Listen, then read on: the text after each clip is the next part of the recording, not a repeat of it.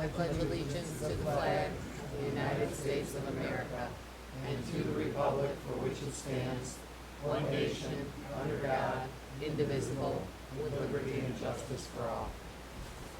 Bruce, roll call, please. Councilmember Barrett. Here. Councilmember Seeley. Present. Councilmember Ellis. Here. Mayor Kujerski. Here. Councilmember Kusick. Here. Councilmember Gazelle. Here. Councilmember Bisbal. Here. On page 3, we have the minutes from the regular July meeting. Please take a look, and if there's no issues, I'd like a motion to approve. Second. Any further discussion? Not all those in favor say aye. Aye. Okay, on page 8, we have a couple of committees and commission minutes that we're accepting in the public domain. I need a motion to accept. So moved. Second. All those in favor say aye. Aye. Public comment? Any public comment? You got spring in your steps, Harry. That's right. You're going to be proud of me because I really got this condensed. I'm not going to just ramble on like you let me do sometimes. So, good evening, Council, Mr. Nichols, Mr. Renaud, Mark, Mayor Kujerski. Thank you for allowing me a couple minutes to talk about some issues related primarily to the Harbor Committee. I'm hoping Council Liaison Seeley and Chairman Seago can address these issues when the Harbor Committee comes up on the agenda tonight, or sooner if appropriate. At the last meeting, Chairman Seago gave us a hypothetical scenario about two Grosse Pointe Shores children leaving the pool area and going out to the parking lot out of their mother's sight and being kidnapped by child sex traffickers. But thanks to the new gatehouse, according to Chairman Seago, we supposedly don't need to worry about that anymore. I'm all for protecting our kids as much as anyone, and I have great faith in our public safety department, but I think parents, park employees, and our residents still need to keep an eye on the children, especially out in the parking area. My main concern has to do with the giant billboard signs advertising commercial businesses that serve our community and others who donated to the Yacht Club fireworks. Incidentally, in the interest of full disclosure, I'm a long time proud member of the Grosse Pointe Yacht Club. One of the billboards seen in these photos, and I'm going to distribute some photos. In fact, I'm glad that our city attorney's here. He could take a quick look even too. But one of these billboards completely blocks the view of parents and others in the pool area looking out into the parking lot. And perhaps even more dangerous, it potentially blocks the view of kids running through the turnstile gate to be able to see approaching cars that might be coming around the bend. And it potentially blocks those drivers from seeing our kids or even adults. And this is the back side. I'll just pass that around if you want. The other copy of this billboard blocks the view into and out of the baby pool on the lakeside, which may not be a safety hazard, but the rear side of this sign is certainly not the scenic view I prefer to see as a backdrop in place of Lake St. Clair. I also, quite frankly, don't like to see our park being filled up with all sorts of commercial advertising. So I hope you take these big signs down as soon as possible and don't install this type of advertising in our park in the future. The second part of my safety concerns has to do again with the gatehouse. We learned at the last meeting that dozens of interlopers showed up on July 4th to party on a boat, according to the owner who spoke with a council member's husband. He apparently stated that he was poaching a boat well for the fireworks, and who knows what else or for how long. Why he wasn't reported to the police, I don't know, but I'm sure they would have done something about it. This group of outsiders obviously didn't all come here by boat that weekend. They came through the parking lot past the new gatehouse. Chairman Seago said in response that he planned to take the situation under advisement. Well, I would personally like to see us do a lot more than just take it under advisement, which brings me to my next area of concern.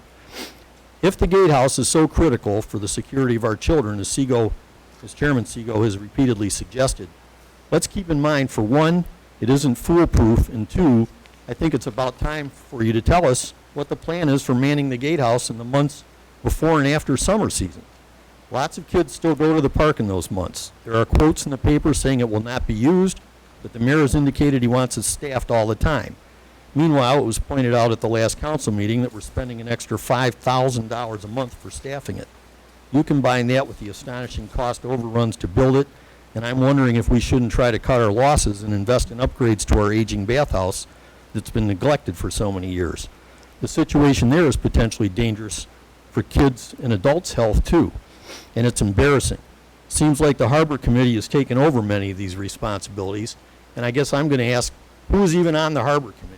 The mayor previously divided up the Park and Harbor Committee that, in my opinion, seemed to be on top of things. At least the right hand knew what the left hand was doing. And I truly believe we need to recombine those two committees and hopefully try to recruit back some of our resident experts like Bruce Kopp and Frank Tankel, who previously served with distinction, as well as representatives of younger families who are the ones we really need to serve and protect properly in the future. Well, Harry, you bring up a lot of good information. Some of it will be addressed at our park and harbor minutes today. And again, the plan is still evolving in terms of the staffing and whatnot. Allison is here, and she's been charged with overseeing the Rangers and adjusting their schedules when needed, you know, during peak times and non-peak times. Because, as you know, I mean, there's many days, the weekdays, where we really don't have many people going to the park. With the new entranceway, I've been able to drive by every day and just, I can see the flow of traffic into the park. How many cars are there during the daytime, at night? So we've only had a few days. Most recently, there were 4 picnics, I think 2 Sundays ago, where we were a little bit overwhelmed, where there was parking over across the street. But when you combine that with the community splash party in July, there were really only 4 events that we had that warranted parking across the street. We only had 2 home swim meets this year. Next year we have 3. We alternate our home between 2 home and 3 home every other year. So your points are well taken in terms of the harbor. I thought at the beginning of the year or last year that we had so many issues affecting both committees with the high water, unprecedented high water, and now we're being told by the Army Corps of Engineers that the water's going to be 6 inches higher next year than it is this year. Our floating docks can only go maybe another foot, and at some point in time we're going to be out of dock space. So, but you raised some very good questions, and I certainly will. I'll bring it up to the committee chairs, and you know, again, it's evolving. Our plan is evolving. The master plan is, like I think Matt called it, a living document, and it's something that we're going to look at periodically. I don't think we should look at every 5 years or 10 years, you know. The bathhouse, I think, is somewhat of a priority, and already we've made improvements. I saw pictures. I haven't been inside the ladies' locker room, but I understand from the pictures that it's very nicely done. Maybe Allison can speak to that when she addresses the council during the park committee portion of the agenda. So again, you raised some really good questions. It just, things aren't perfect, but I think getting better. Well, when There it were comes to the 190 safety, I'm sorry. Yeah, there were 195 people from the swim team on 2 days that signed a petition asking for added security. Oh, I saw 93, but maybe they had another. You saw petition I 2 didn't see. pages. I think there were like 5 pages. Well, I'd like to see some serious work done to figure out how you're going to man this thing, and not, well, it's a work in process, because I don't think we can afford to have a work in process for the kids much longer. I think with these things going on, and Tina was a witness to it, I mean, the things that these people coming in on their boats, and you can't plan on that unequivocally, but if nothing else, I'd like to see you take those billboards down. Okay, thank you, Harry. Any other public comment? If not, Rhonda, reports by chairpersons? Good evening, everyone. In your packet, you have your normal list of transfers, wire transfers for the month of August. There's really nothing unusual on this page, but if you have any questions, just feel free to ask. And then included in your packet, we also sent a separate email. If you do not have a hard copy of it, the check register, I have extra copies here. But we are in the process of using the new accounts payable software program. So your check register looks different than before. I think there's some more information breaking down the invoices more for you automatically. Pretty much these are just standard bills for this time of year. There are several checks issued regarding the swim finals. Most of those amounts will be reimbursed by the 5 other communities involved in the swim finals. I know that they have been invoiced for their share. Do you have any questions regarding any of the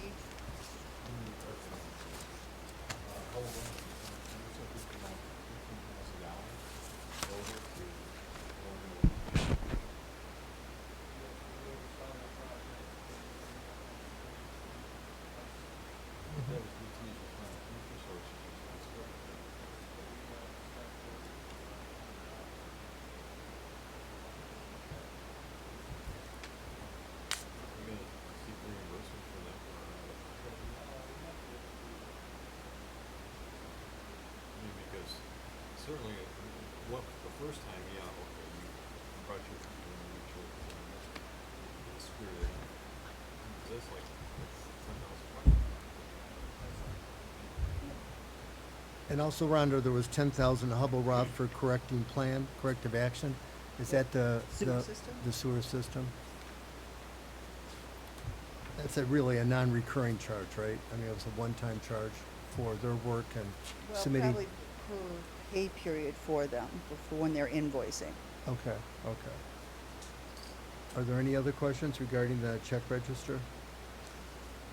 If not, I need a motion to approve this check run. Any further discussion? If not, all those in favor say aye. Aye. Any opposed? And as I mentioned, with the new software system, BSNA software, back in April, we paid $17,000 for our data to be converted from the old software system to be able to read into the new software system. Then, I believe in this check run, there's a check for under $14,000 for the actual programs. There's going to be another invoice that will be coming once the training is complete. And that was part of the original contract we signed, I believe, back in January. And as of right now, we are running ahead of schedule, so that bill should be less if everything goes smoothly. Right now, we've been trained on the cash receipts, the accounts payable, and we're still in the process right now of payroll, which is making my head hurt. But if everything goes the way it's supposed to, it's going to be so much smoother. But it's just right now double checking, triple checking everything. So Sure. Well, once again, Rhonda, congratulations are in order for the statewide award that you recognize one of the best in the state, so. well, it's more that I've just been selected for this program. Well, it's quite a recognition. Thank you very much. I'm looking forward to, the first class will be this Friday, so I'm just looking forward to, to see what the program is more about. Probably give you a lot of homework. Well, we'll see. Okay. Hopefully, it's nothing on the budget. And then, speaking of the budget, you should have in front of you one of these bound reports. This is something I started last year. This year's report is about 20 pages thicker. I know on page 59 is a stunning photo.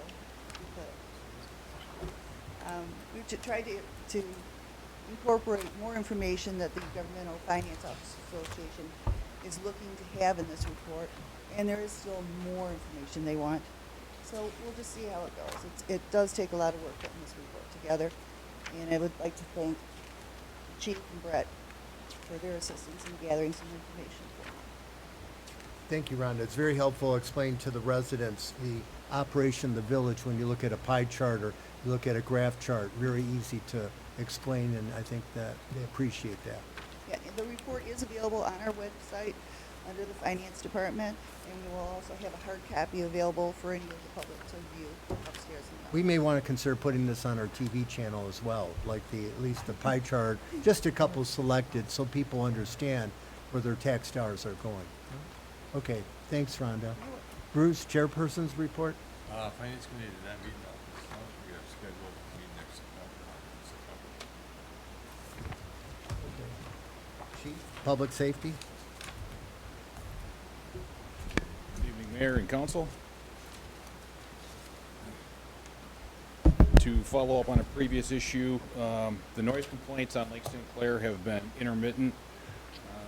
We did issue a violation for misdemeanor nuisance to one of the vessels that we feel was our primary violator, although on a nice day between the yacht club and courthouse, there's 100 boats that are anchored out there. So we're staying on it. We have developed a relationship with the new commander of the Wayne County Marine Division, and even though these many times fall outside of their normal patrols. He's been pretty willing to help us, and they run that boat from Grosse Pointe Farm. So we're praying for fall. So Have you put you guys on the boat with we did. The first weekend was canceled because of weather. The second weekend we had 2 on one night and 1 on the next. You've been out with one weekend so far? One weekend, but the violation we wrote, we obtained the MC numbers off of the boat with a pair of binoculars, and we issued the violation to the vessel owner. So that went registered mail, so we're hoping that we're going to see in court. It's intermittent and it's hit and miss, and it's the day that you think they're going to be out there, they're not there. And we have been out patrolling, and we've seen boats out there with their families, and they're not the issue, they're not the problem. So it's kind of a moving target, if you will. Another issue that's related to Lake St. Clair, brought to my attention recently, is a company that's operating as Aloha Tiki Tours. This is a business that's very unusual boat. It's a small octagon-shaped boat. They provide boat rides up to 6 passengers. The patrons bring their own food and beverage. They rent the boats to a captain aboard or an operator, and they traverse up and down the lakeshore, and that's about it. I've discussed it with the city attorney, and I also spoke today with the chief in St. Clair Shores because they dock the boats behind Blossom Heat, the St. Clair Shores Coast Guard Station.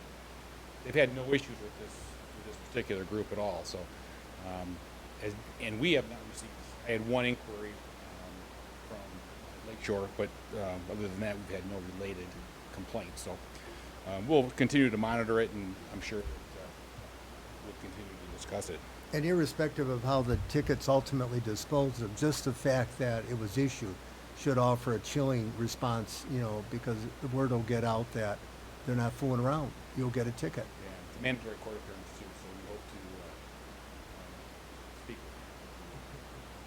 Is that a civil infraction or a misdemeanor? It's a misdemeanor nuisance. Okay, violation. okay, good. The department will be offering a promotional examination for the ranks of lieutenant and sergeant on October 28th.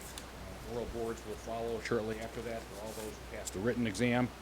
We hope to have the promotions completed near the end of the year so that we can realign our schedules for 2020. Public safety was again happy this year to assist the Grosse Pointe Yacht Club with the USODA sailing event. It was really a great event. They had a great time. It was pretty nice weather, a lot of success.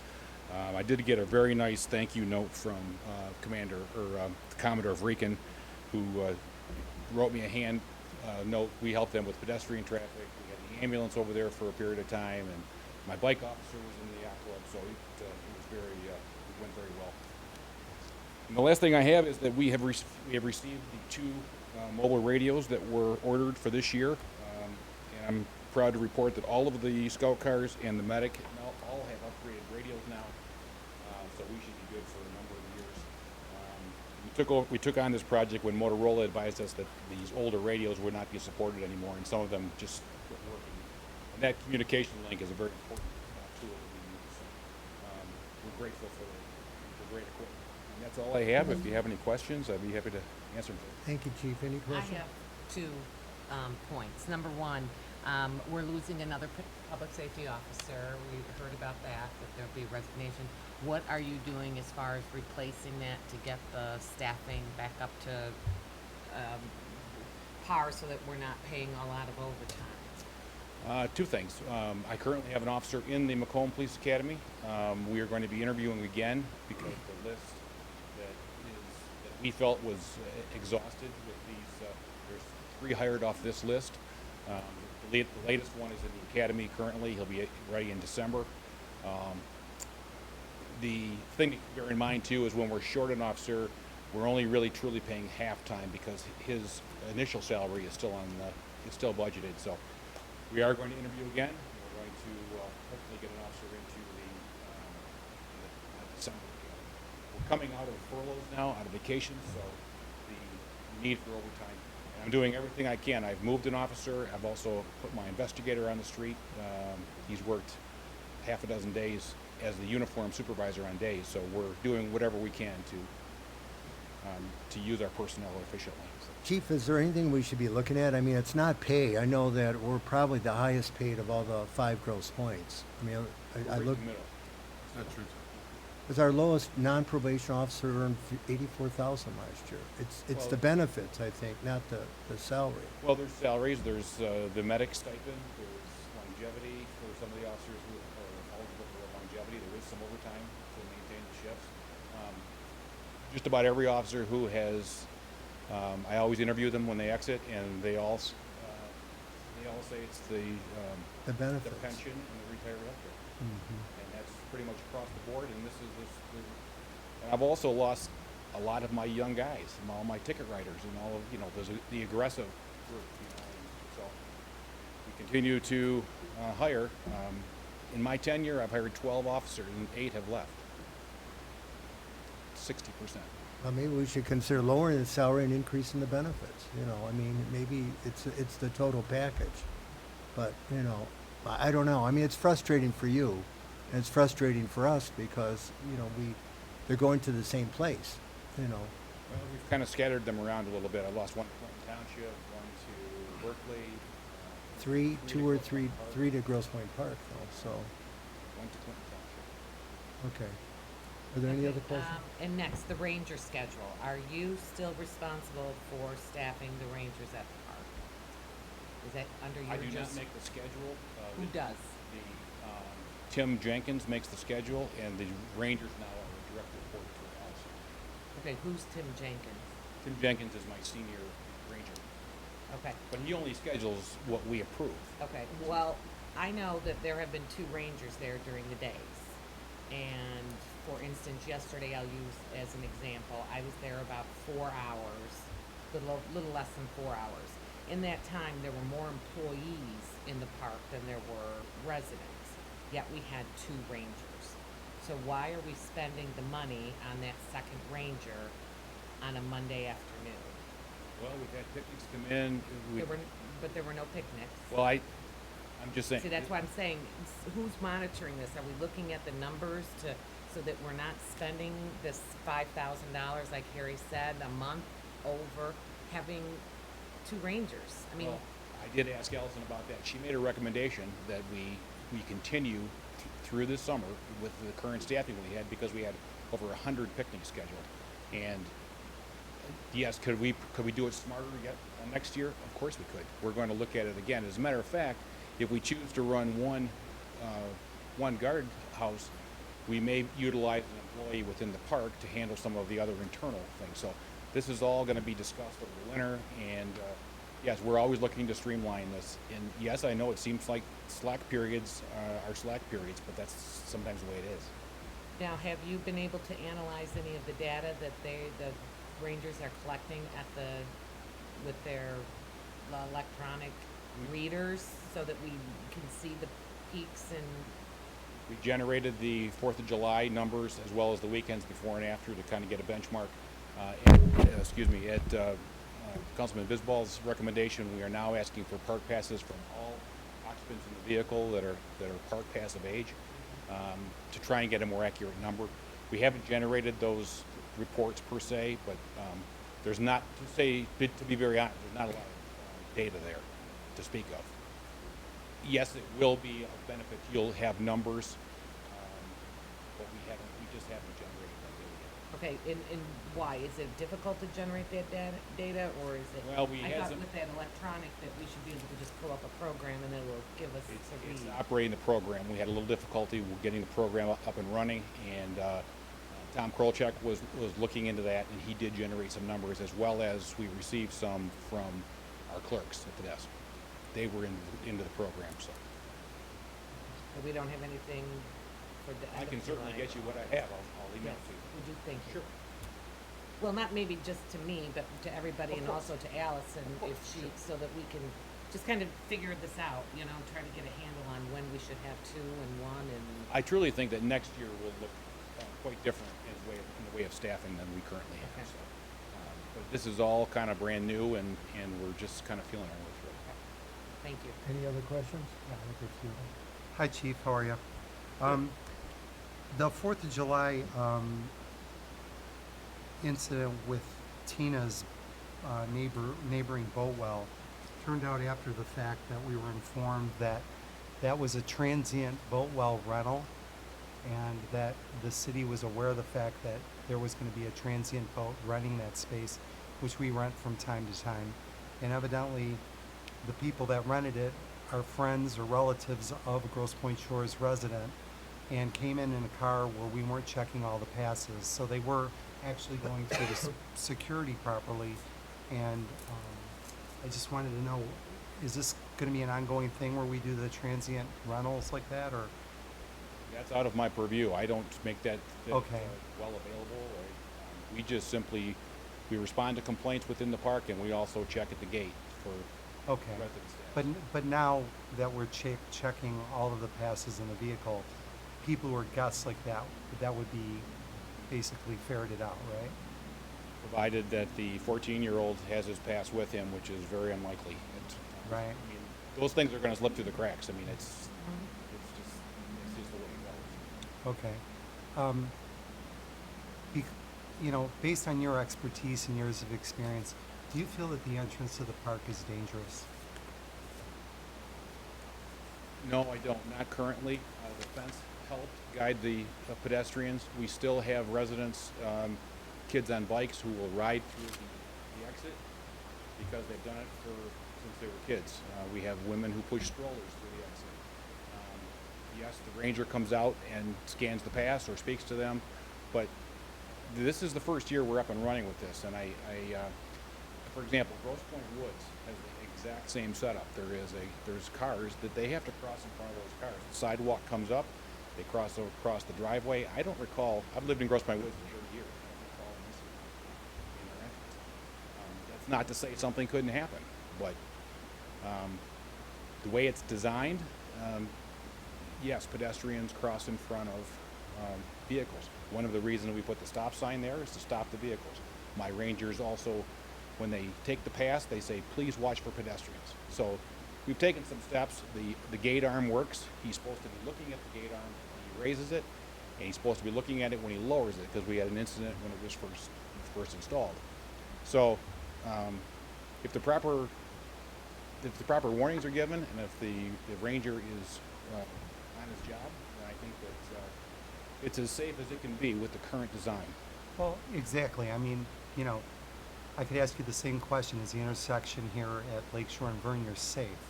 I mean, it's MDOT approved. We've done everything we can to make it safe, but there's still car accidents. So your level of comfort is high that it's a safe entrance.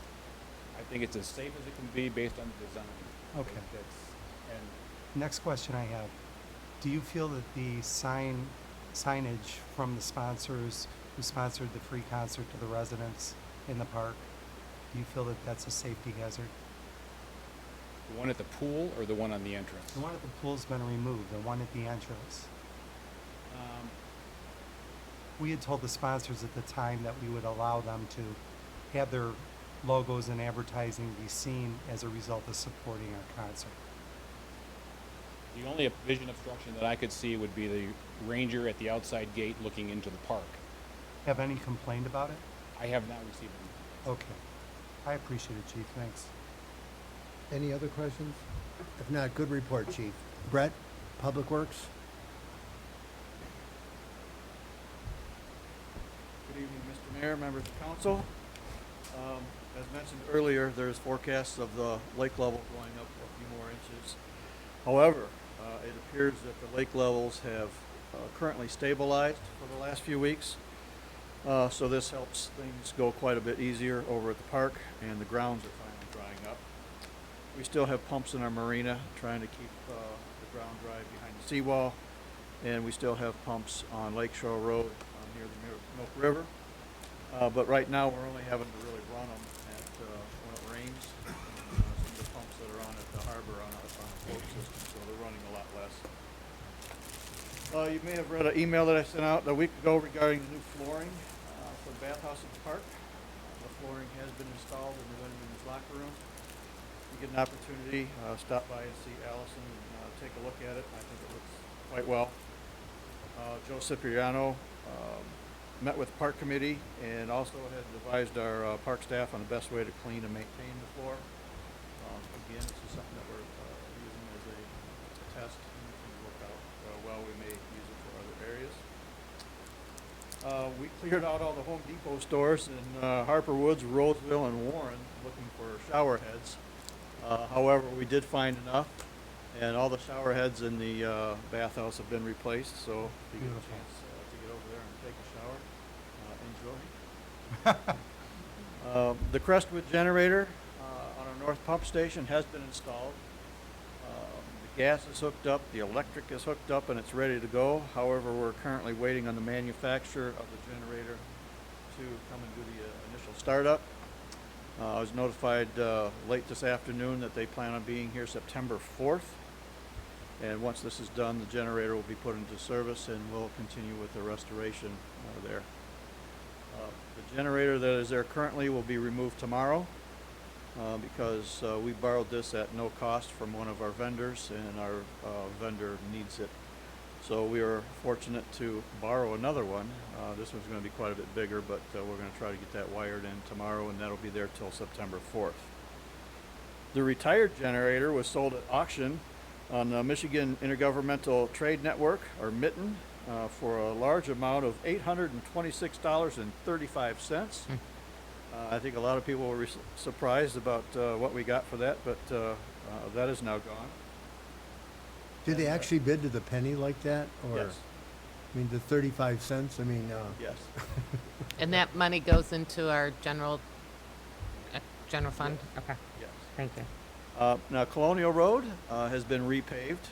That job was, as I mentioned in our last meeting, we had some punch list items. Well, the punch list items was the job was not good and we wanted it redone. And they did redo the job. They ended up milling the roadway off and repaving it. However, this time it looks quite well. The workmanship is a lot better this time, and we've had no complaints from any of the residents. We had one punch list item, and it was taken care of almost immediately, so we're happy to see that. We are currently scheduled to repave Hawthorne and Roslyn. This is not a full repavement, it's just called a mill and fill. We're just going to take 1.5 inches off the top and put another 1.5 inches of asphalt down.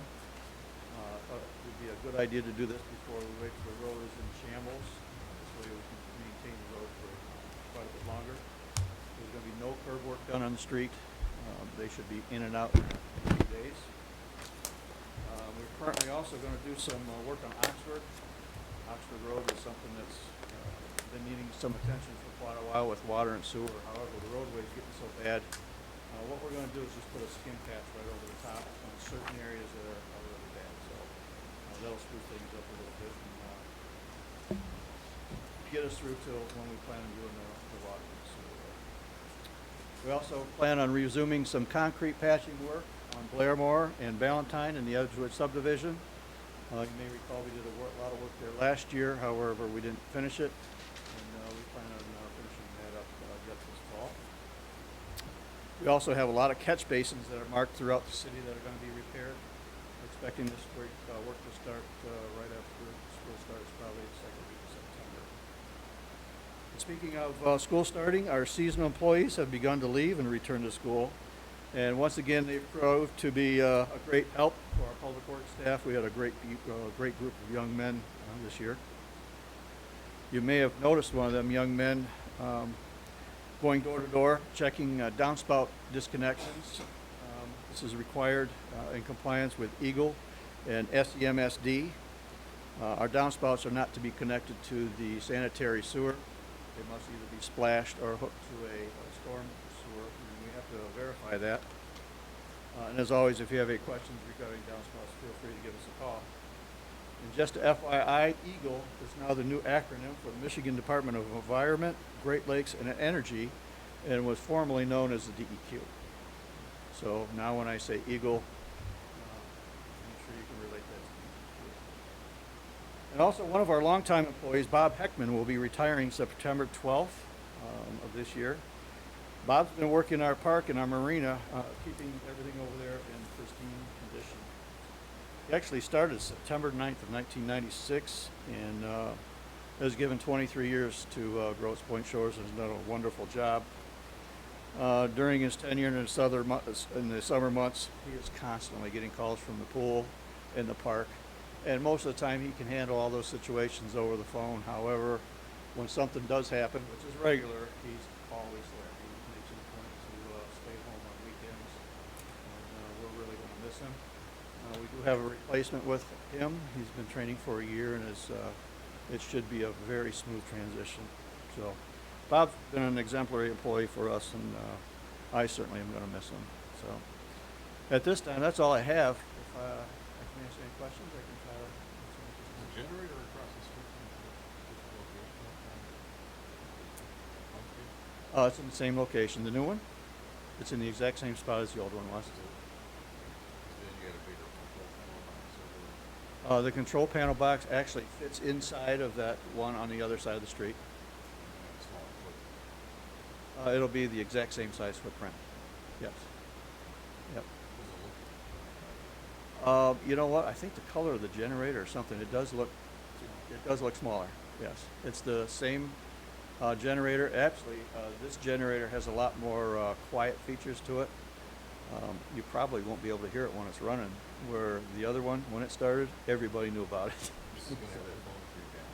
Yes, that has, it's sitting in my office as we speak, and as soon as that's hooked up, that'll be part of the installation. If there is a malfunction, it will make a phone call to wherever the water department is so they can get it fixed. Brett, you did a wonderful job finishing Woodland Shore Drive. All my neighbors are very, very pleased, including Dr. Gannon. For about $15,000 that Cut and Patch paid to Asphalt Control Corporation. Wow, money very well spent. So thank you. I'm just, I think your guys are probably responsible for the yellow caution tape all along the lake there. Yes, sir. I'm sorry to say, only because of Brett's fault, it's probably been neglected the last week or so. Well, not only that, it just looks awful. Well, we've been trying to maintain it and keep it up. It still looks awful. It was, I mean, you know, you go down through the farms and it's wide open. Are we doing that based on, or are we gonna have that up until they put a new seawall in there? that was my understanding. Yes. 10 years from now? You gonna go out there and change that damn wire every, It was week my in- direction in the to winter get that time? put up and mark that off, and That's a that's what we great did. idea. And, That's a really good idea. if they wanna change their mind and We take just that want down. the whole, is it possible just to put signs up, a regular metal sign that says area closed, no, across the whole seawall area from the farms? You got one of these stick those up and say, area closed, do not enter, do not have the whole thing. We just do that, close the whole thing off. Pedestrians not allowed. I know some people don't like it. It's so dangerous. But almost every day I see people, young people particularly, going underneath and then just doing the limbo as they go underneath. That's not the point. The point was to It's protect not us from stopping. What liability. was it doing? The Well, point is to turn. You like looking at that? no, all the I time think when I you agree go out with you. It there? looks awful. Why don't we think about putting a sign up like that? You know, we have no parking, no standing, no stopping. We just say, put those kind of signs up, attach them to all the thousands of signs we already have along there and say, area closed, no pedestrian traffic allowed. I can get with the chief, Well- and we can come up with some verbiage and just attach them to the signs that's there. Sure. The original concept to do that was a Forest Wayne County to do something. That's not There, working. I know that. and I have, and we get all the yellow tape laying all over the place, like, the kids just drive right through it. There's 6 and 7 foot holes in it, and it's just not 2 and 3 feet, it's 6 and 7 and 8 foot wide. If you took a walk down, I'd take it down fine, as long as we get hurt. Maybe when you put a little sign that says, skull and crossbones or something, but put it down on the ground. We really have a responsibility to just let them know that this is a dangerous situation. I mean, I'm sure Disney's "Do Not Swim in the Lagoon" sign didn't do them very well when that kid got taken down by an alligator. So, if we lose a kid walking at nighttime when the visibility's poor and somebody cracks their head open and falls into that water because the lake level's so high, we're gonna wanna know that we did everything we could to warn people if they're in a dangerous area. I mean, that's my opinion. You're gonna, if you put Is signs, that you all need help multiple if somebody signs. Oh, sure. falls in there? You're gonna probably need 50 or 60 of them. Yeah. Well, you're gonna need a lot of signs. Then put it off ring. Well, this is an attractive nuisance, wouldn't it be, Brian? I mean, Bob? Yeah, I think there's, a number of ways you can handle it. One would be dangerous area, avoid. Another would be stay out. That'd be good. But, And would that protect us legally? well, Even override our governmental immunity? give you more protection. Obviously, it doesn't give you 100% protection. Well, doing nothing's not an option, right? Doing nothing is not an option. I think, the other question that arises, and I don't think this is the main consideration, but I think the other question that arises is, does the city have any enforcement capability should somebody go down there in spite of a sign that says, stay out? I suppose they can do it. So we just write no loitering? I mean, no loitering area? That's kind of. But it's public property, so you, That's kind of weak. Trespassing with the owners of the homes that are on Lake Shore Road have rights to traverse that easement. It's a Wayne County seawall, you still got a right to traverse the easement with the seawall and the property. That's the bugaboo here. I don't think you can exclude completely. No loitering to me means a whole lot of different things. Sit around drinking beer and meet up in the banks, the river.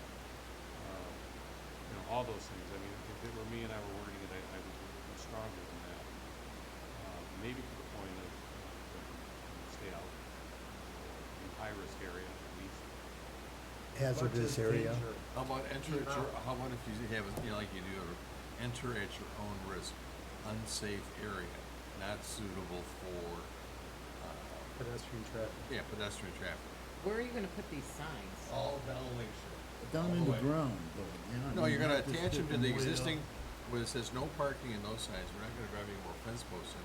But we just attach them to the existing posts that are out there, and we just sprinkle all the way down, and then we don't have the yellow tape, but we take the responsibility to say that, and that's a simple solution. But we have signs that people are driving that say danger, don't come in here. I mean, going where? If I'm driving down Lake Shore and there's a sign that's, We're gonna turn this way to face the lake. If you're looking at the lake, the sign will be in your face. 180 degrees, you just put it on there with the thing. So you're notifying them the moment when they step off the curb into that lane. is that less intrusive than the yellow tape?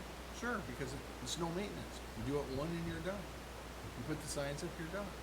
Area closed.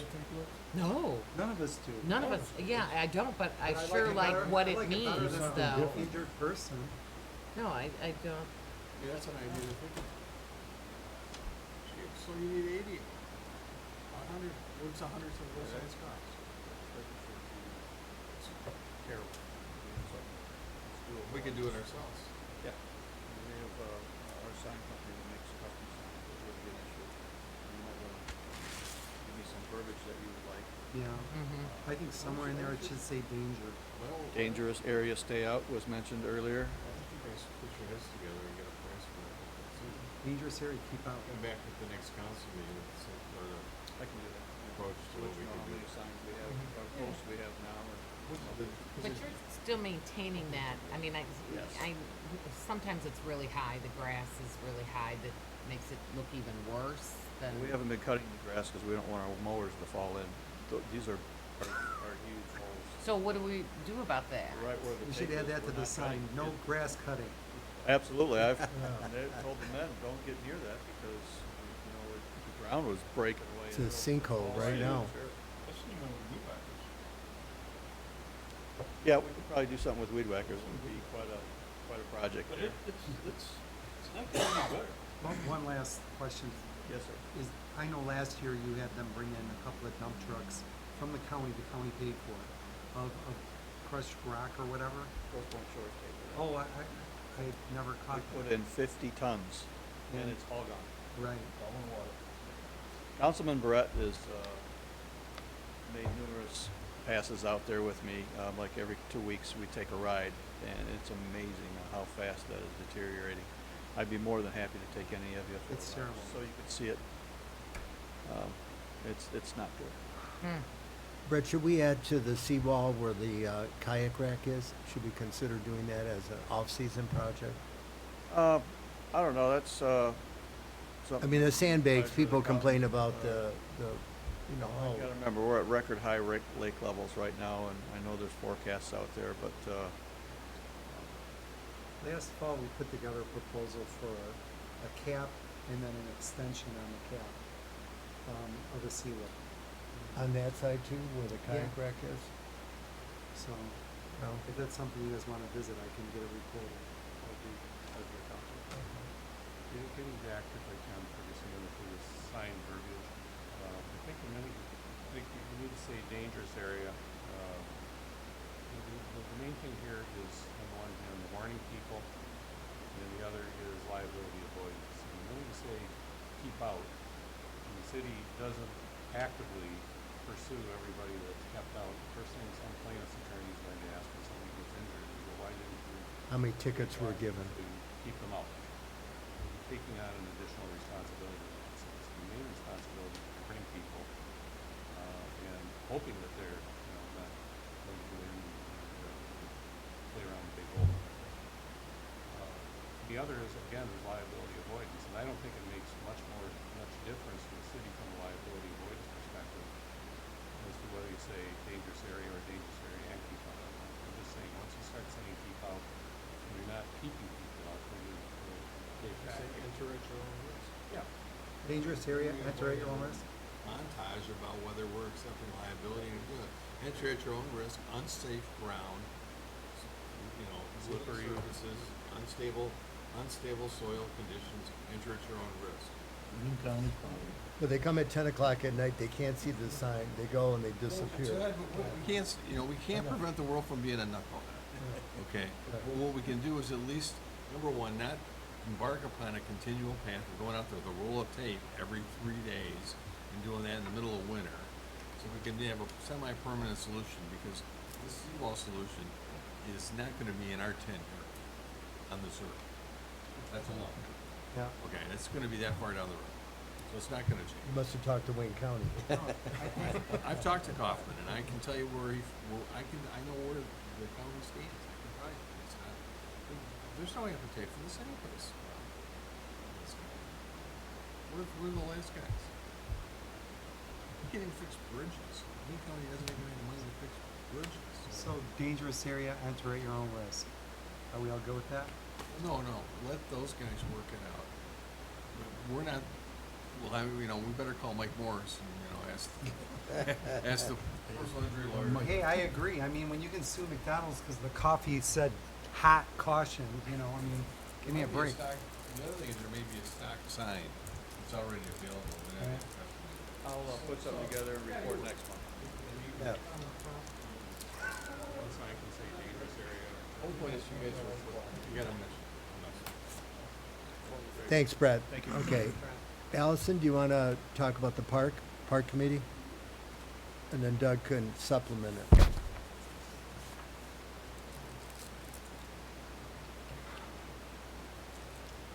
How's your summer going? It's going great. Thanks for asking. Good.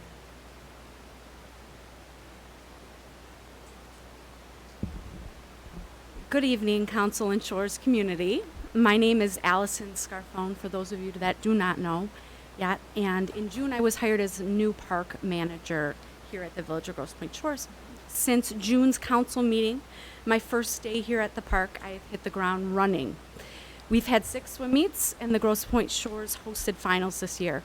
We raised over $13,000 in ad sales for swim finals.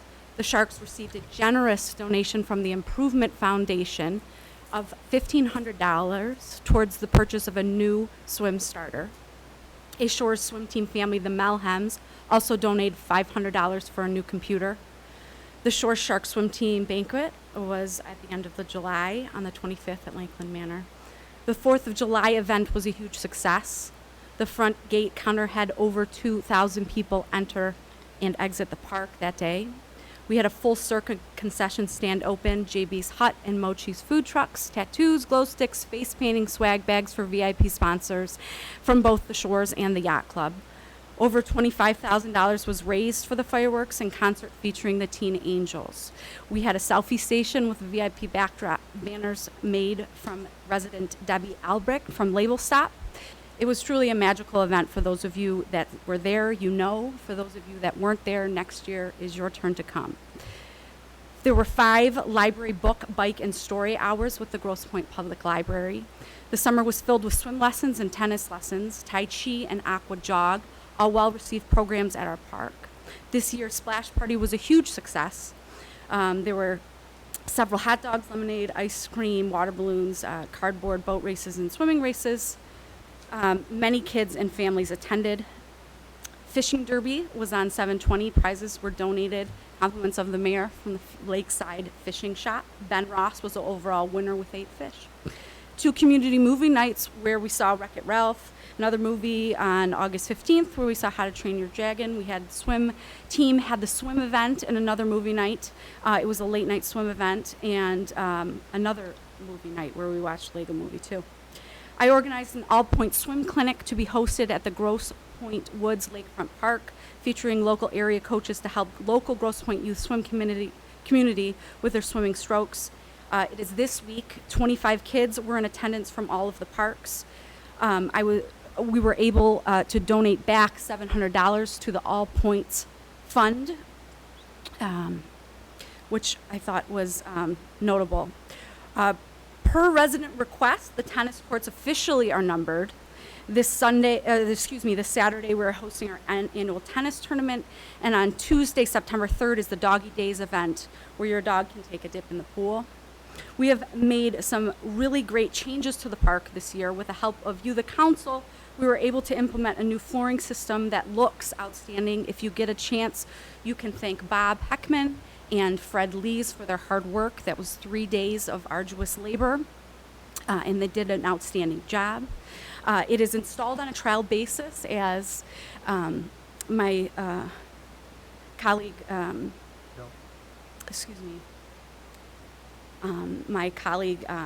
Brett Smith had stated, and we've been able to implement the new flooring system, and also was speaking with Joe Cipriano, as Brett stated, the parks liaison, about proper cleaning of the floor. We have plans to install a new popcorn ceiling right after the completion of swimming season this year after Labor Day. Installation of the new shower heads is today. We are receiving bids on porters for next pool season for proper cleaning and maintenance of the new flooring system, the proper and elevating that standard of clean, as we talked about last council meeting. The new tot lot is going to be installed in the next couple of weeks, and we plan to install a changing table station in the men's locker room. For the entire month of August, on the weekends, Full Circle, who operates our concession stand, has partnered with Little Caesars and Licavoli's and has been offering an extended menu to our residents. Chicken sandwiches, subs, salad, and pizza has been offered. This new menu will continue through Labor Day and has greatly benefited Full Circle and our residents. I'd like to thank Licavoli's for their generous donation to Full Circle and to the Shores community. As the summer is coming to an end, we are preparing to say farewell to 2 long-standing park employees, Kay Drake and Bob Heckman. I wish them the best in their future endeavors. Also, I wanted to address the park rangers as my newest endeavor here at the park. Chief Schulte kindly asked me to give my assessment of the park rangers during the month of August and the need for 1 or 2 rangers. I wanted to bring my assessment regarding the park rangers to everyone. I believe that we should maintain our current ranger schedule through Labor Day. There are 26 picnic reservations for August with a guest list of over 900. I believe we should maintain the current schedule so that we maintain service levels to our residents, boaters, picnickers, and tennis players. We need to maintain the security of our harbor and parking lot. The tennis courts are now pristine and often have players during the day. The distance of the new gate from the park harbor playscape is too far to observe problems. With no restroom in the new gatehouses poses a problem with one ranger. The gatehouse would have to be temporarily closed for short periods of time. Also, the rangers could sell ice could sell ice, not sell ice or assist with loading or unloading picnics and boaters. The weekends will remain the same with no change. After assessing park reservations and when the highest volume of activities is in the park in the future post Labor Day, I would suggest the following. Night shift, 1 ranger from 11 to 7 at the old gatehouse. Days, 1 ranger from 7 to 3. An additional ranger, 1 ranger from 12 to 4, or 1 ranger from 9 a.m. to 3 p.m.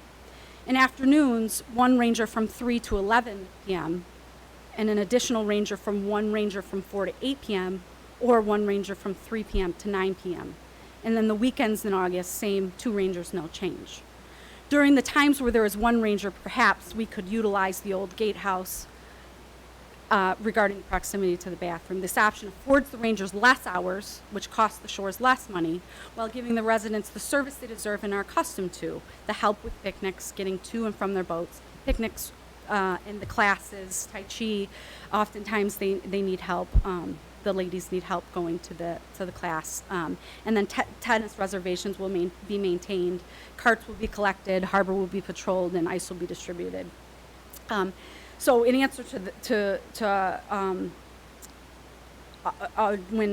when Officer Schulte asked the question and asked for my suggestion, I said, no, I don't believe we should cut down to 1 ranger solely during the weekdays or on afternoon or day shifts, having only 1 to work. But I do agree with having 2 on weekends when there's more activity or when there are, when there is high volume of, like the pavilion is being used. Park ranger effective post Labor Day. This is going into implementation effective September 3rd. There's going to be 1 8-hour shift on midnights, 1 8-hour shift on days, 1 8-hour shift on afternoons. On Monday through Friday, there will be a 9 a.m., 3 p.m. person, 6-hour shift, and a 3 p.m. to 9 p.m. person for another 6-hour shift. That will be cut down by 4 hours a day. No, sir. That there's 1 8-hour shift on days and 1 8-hour shift on afternoons. Yes, sir. You said you're gonna have 3 8-hour shifts, Um, and you're gonna have another split shift, 6 hours. yeah, so that there's a person around the clock for the boat, for the 1 boaters. person, 1 person. 1 person, sir. You're gonna have, so you're gonna close the gatehouse after Labor Day. No, You're sir, one person. the front gatehouse will still be in operation. You're gonna have 1 person work, that's it.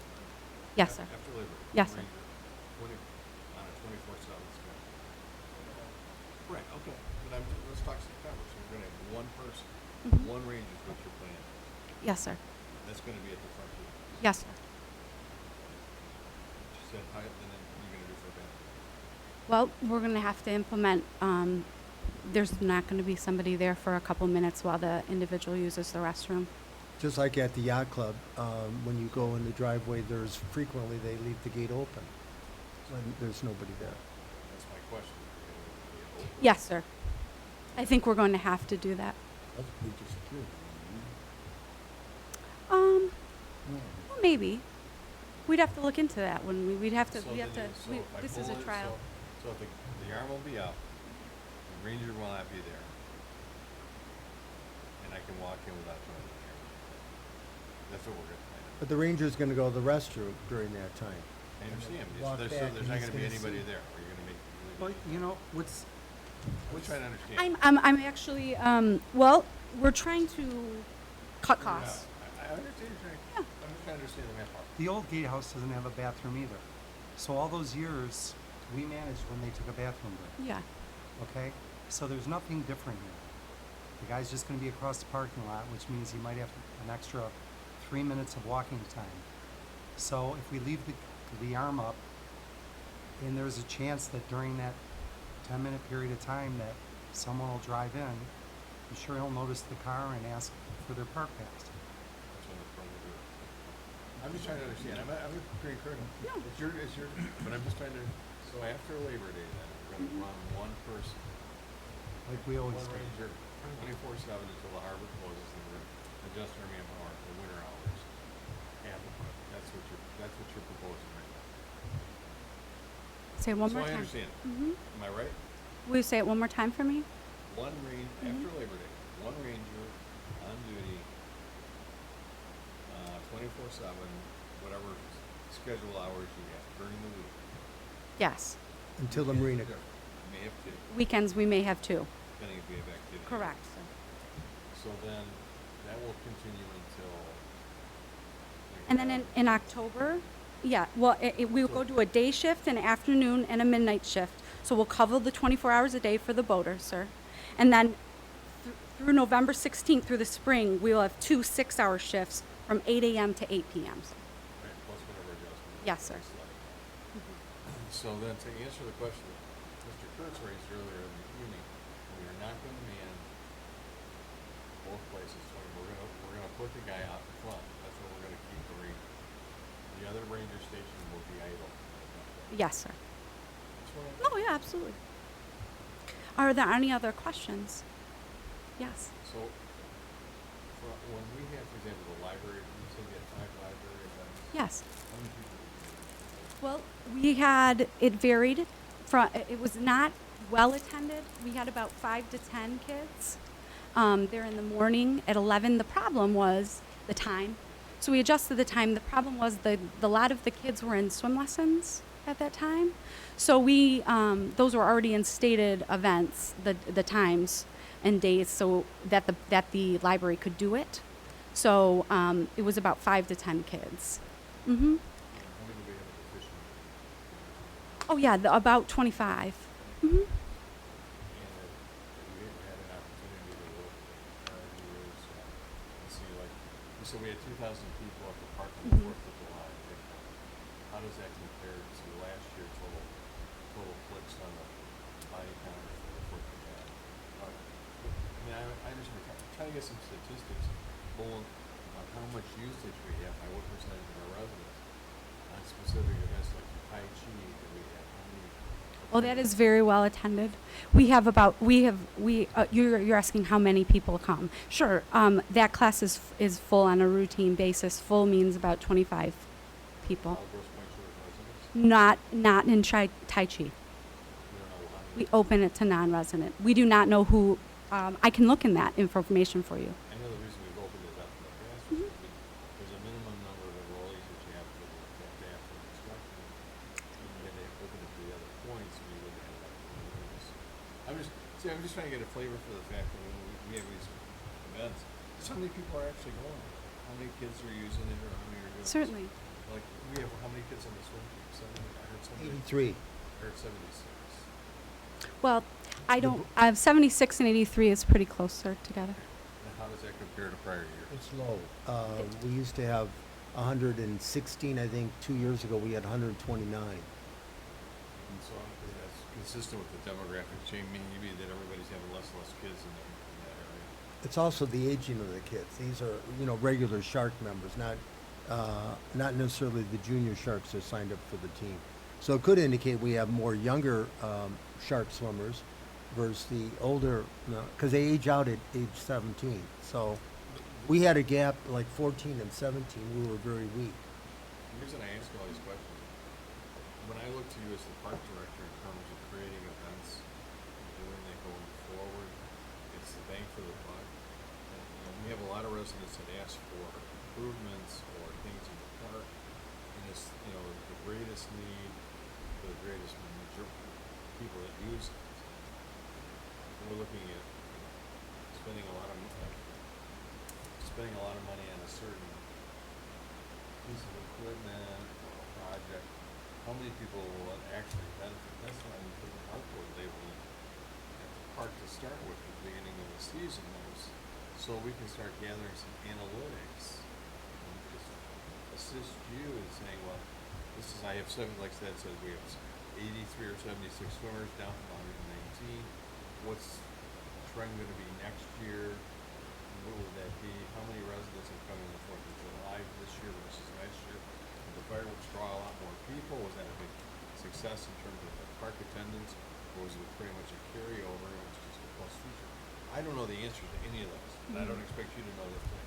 And I'm saying that's what I would certainly hope to see come forward from your taking the time, the opportunity to learn how to know all those numbers. Certainly. That's what I would say. Well, it's somewhat unfair because, I mean, you just started. No, I'm And not trying to- and Allison, you gave a very comprehensive report, probably the best report we ever had for park activities. Now we have a chance to really. Well, you're right, right. Your assistance and the leadership, because they're crystal clear about this, how many people we had. You said the library thing didn't go real well because you were conflicted with the time schedule. Now you know that, so if in the future you're gonna go, can't do it at this time, the only times we can promote it at these, but that works, that works. Certainly. Thank you. Thanks, Any more Allison, questions? very good report. I just wanted to say, Allison, for being thrown into the fire. I mean, our original game plan was to hire a park director by April 15th, and you didn't start until the end of June. And I think it's unbelievable what you've been able to pull off without any incident, without any issues. People are happy. I get compliments all the time on the job you're doing. The friendly smile, you know all the kids' names. They look at you like a second mom.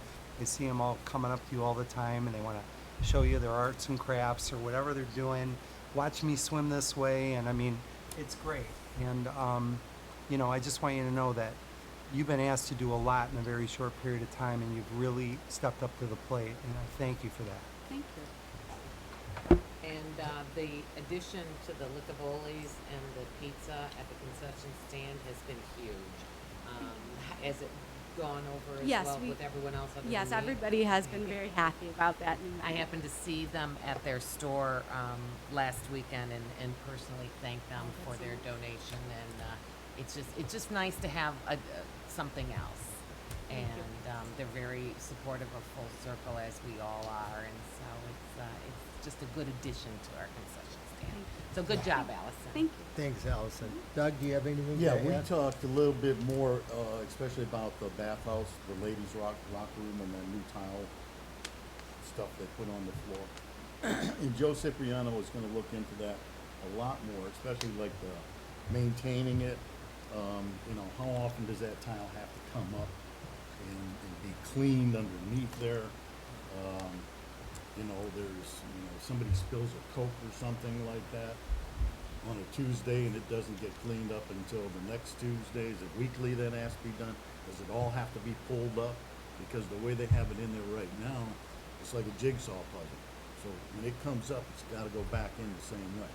That's not gonna take 5 minutes to do. It's like numbering all the pieces potentially or whatever.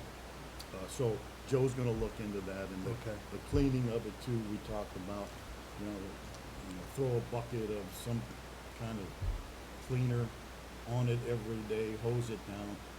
You know, the only thing is like that may stay dry on top, but that tile underneath still stays wet. You know, unless you have a big fan blowing in there. So, right. So that's gonna be basically the same thing, but with that thing on top. And, we gotta make some concessions for the doors. The door won't, fit over the tile in the entrance, and he's not gonna cut a steel door, and I don't blame him. So we'll have to figure out something for, like, the entrance piece of it when we walk in there and stuff. But we talked about it, park committee, especially Joe is gonna look into it a little bit. He talked about going to DAC and getting some feedback from them. So I imagine the manufacturer's probably got some good specifications for all that stuff.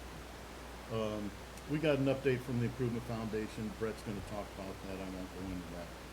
Dog walks, though. We did talk, pretty good about, dogs at the park.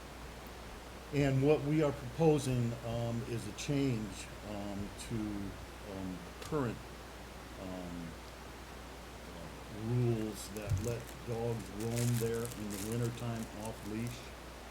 And what we are proposing, and we'd like to submit to council for approval, is that dogs have to be leashed at all times at the park. And the only dogs that don't have to be leashed are the geese chasing dogs, which currently is 2, and it'll remain 2 dogs that are pretty well trained up to do that. We thought about putting some kind of like schedule together for them, but we were informed that you know, these geese are pretty smart, so if you do it at 8 o'clock every day, they just come back at 9 o'clock. So. They're clock The watchers. trainers know that, the geese watchers know that, and they'll adjust their times when they go in there and take care of it. So, I make a motion that, I think, well, before you make a motion, Okay. if I can just say a couple of things. I've received several emails in the last month about this dog situation over in the park. Residents are very upset that this implementation might be happening.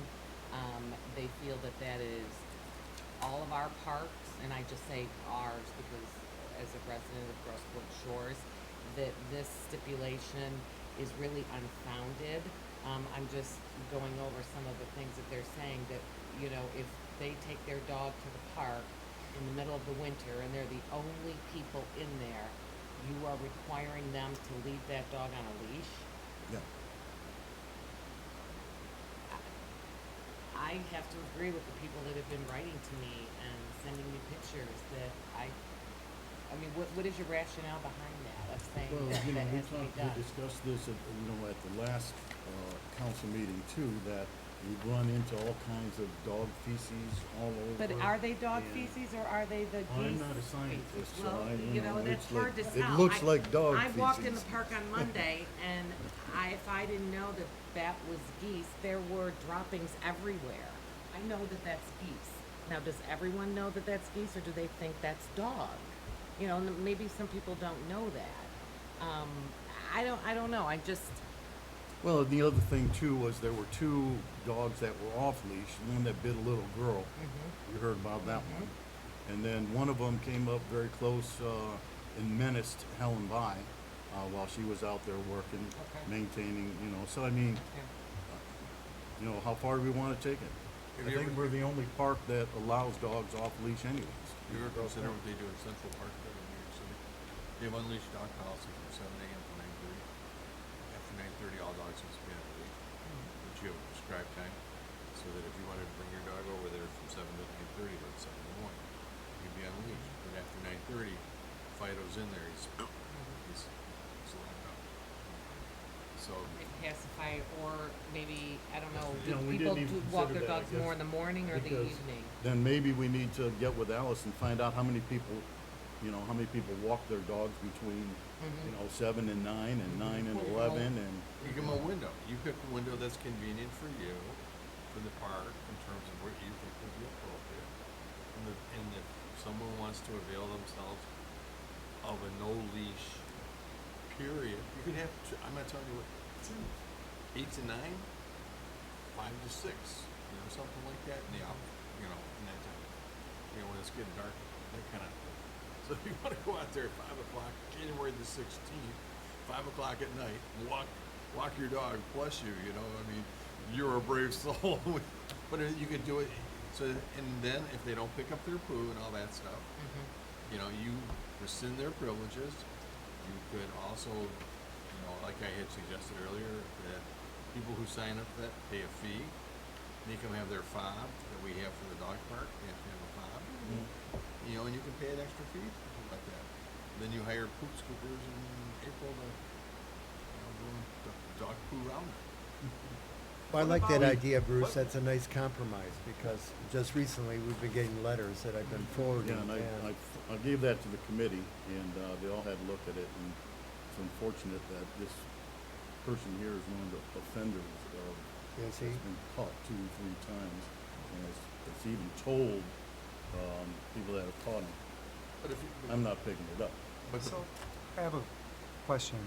Brett, you probably know the answer. You know the, I call it hurricane fencing. You know, it rolls up.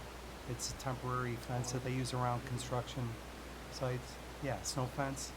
I mean, if we just put that up just across the section from like where the carts are to go to the harbor, all the way over to the fence, so that area where the pavilion is just like a free range for dogs. So that if you want to take your dog off the leash, you just go in that area. And then we don't have to worry about times, we don't have to worry about anything. And then we can look in the spring and really see if there's a issue with the dogs not being taken care of by their owners. And that would solve it. Everybody else could go to the park and not have to be concerned about dogs. And then the dog owners would have a very large parcel of land that they could play frisbee with their dog or run it or whatever. And it's easy to install that stuff. I mean, you know, you just unroll it and wire it to the stakes, and then in the spring we roll it back up and put it in storage. Anybody got a problem with that idea? No, it's another good Always idea. suggested that last council. I agree. Okay, well, why don't we table any action and just look into seeing if we can do that? And if we've got enough of that snow fence to do it, I mean, that's what would be my vote, because I think that the dog owners should be given the opportunity to use that land. Nobody's there, and if we did have a dog bite situation or people are feeling harassed, if we just give them their own area, then it's no problem. And, you know, if somebody wants to go there at 2 o'clock in the morning or 2 o'clock in the afternoon or 7 a.m., it doesn't matter, because they're in the fenced-in area for dogs. What area you're proposing, Matt? You know, like when you come into the gatehouse and you go to the right, like you're gonna go to the pavilion, right there where the carts are, the fence comes to an end there, and they got all the carts for boaters.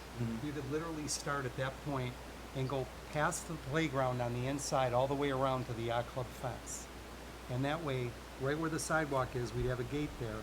And if a dog owner wanted to go in, they go through that gate, close it behind them, let their dog run and have a ball. And then it doesn't interfere with kids on the playground, people going to the harbor, people using the bathhouse. It's all separate. Go ahead, Bruce.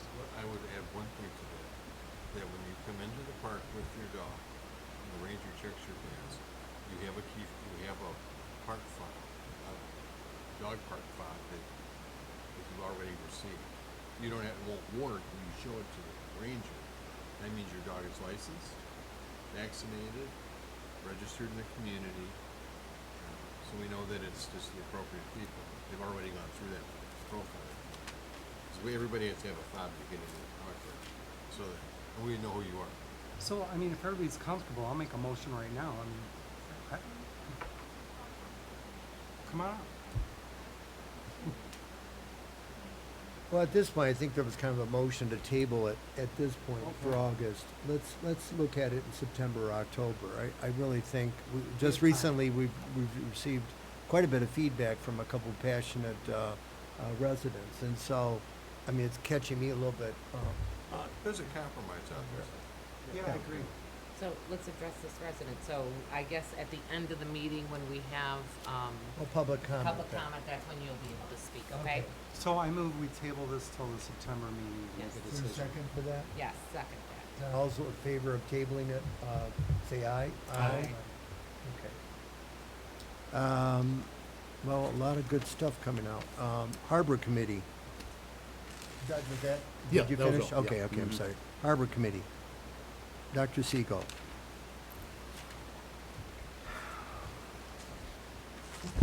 Good evening, Mayor, Council. As you know, the boating season is winding down now, so it's time to evaluate the boards, the planks, the seawalls, the docks, the vinker piers for damage, cracking, and the need for such repairs. I spoke to Tom about this, and he's on top of it. He said he's got a plan. He's going to go through and look at every single area and get a number of how many boards, planks have to be replaced, and contact the people that has been working on it the past couple of years for us. We're also going to have a meeting to review harbor laws and rules, and also review the residents that are listed on boat owner registrations, as we're finding out not all the residents that have a boat well are Grosse Pointe Shores residents. So we have to look at that and see how to figure that out, if it's classified as a resident, non-resident, and how to distribute passes to those such people. I'm sorry.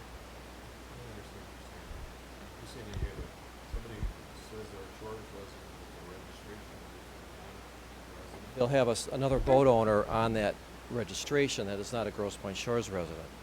So they come in on the back door and saying, I'm Joe's granddaughter, so I get a park pass for my family.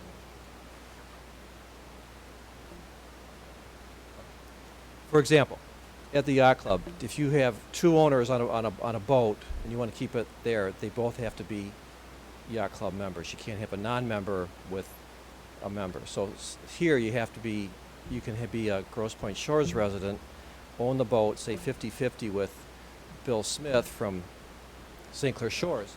So Bill Smith, he says, well, I need a park pass for my wife, myself, and you know, kids of, if they're under 26 living at home. But they're not paying a non-resident fee, so he's coming in as a non-resident / resident.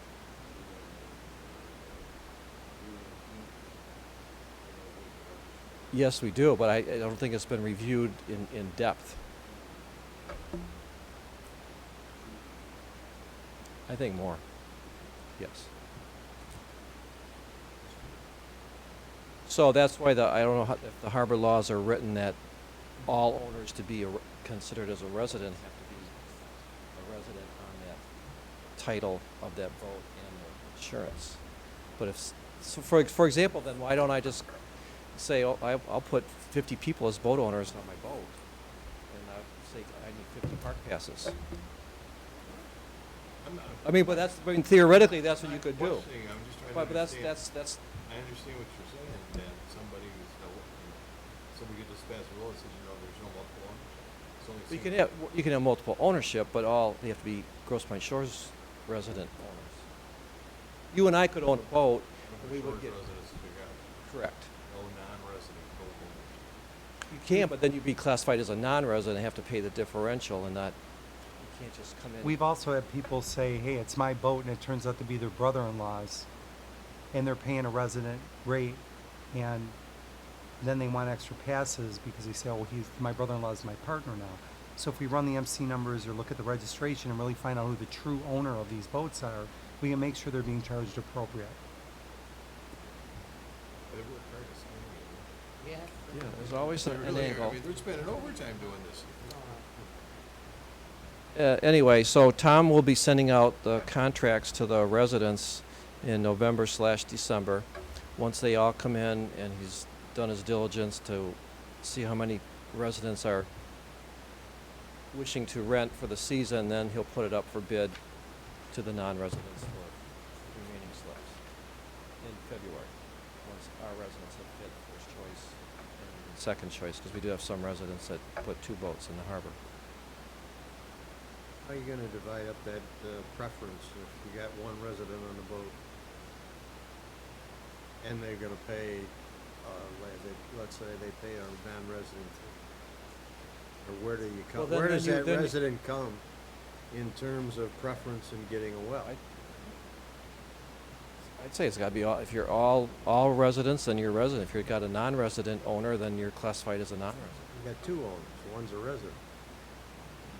So you're saying if a resident has a co-owner that's a non-resident, he can't take advantage of being a resident and get a well? You can, but you have to pay the non-resident fee. But That's my recommendation. You just answered me that you don't have a preference for the person that comes in as a resident. I'm talking about, you're saying you send out reservations for wells to the residents first, and then whatever's available to the non-resident. Correct. Where does the co-owner non-resident come into that? But this is just my point of view. If you're a non-resident on a registration, on a ownership, that vessel's considered non-resident, even if you have a resident 50-50. What if we took the 2 rates and split the difference? That was my next. Well, I mean, you could do that. I'm just. You gotta be fair to all of our residents, I think. What I'm saying is, yes, but if that's the case, then I would, like I said, I get 50 family members, and we'll be 2% owners for the boat, and I'll need 50 passes plus for the spouses and kids. Give me 150 park passes. We're trying to eliminate that situation. Before you do that, I think we gotta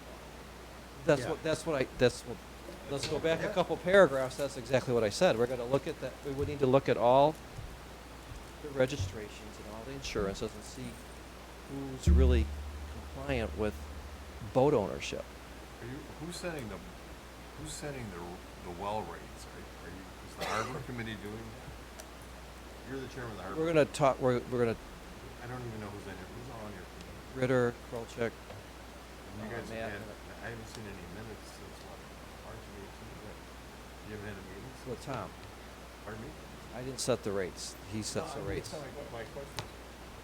Your committee's gonna set the rates. But you haven't I don't had know if we're allowed, who's really allowed to make set a the rates. recommendation to council. That's what's happened in the past. The recommendation Okay. is to the council to review it. I like to keep the rates as is, not raise them. Because in an earlier meeting, earlier presentation last month, I think it was, you recommended the non-resident rates go up by 20%, is what you suggested. Non-resident well rates go up 20%.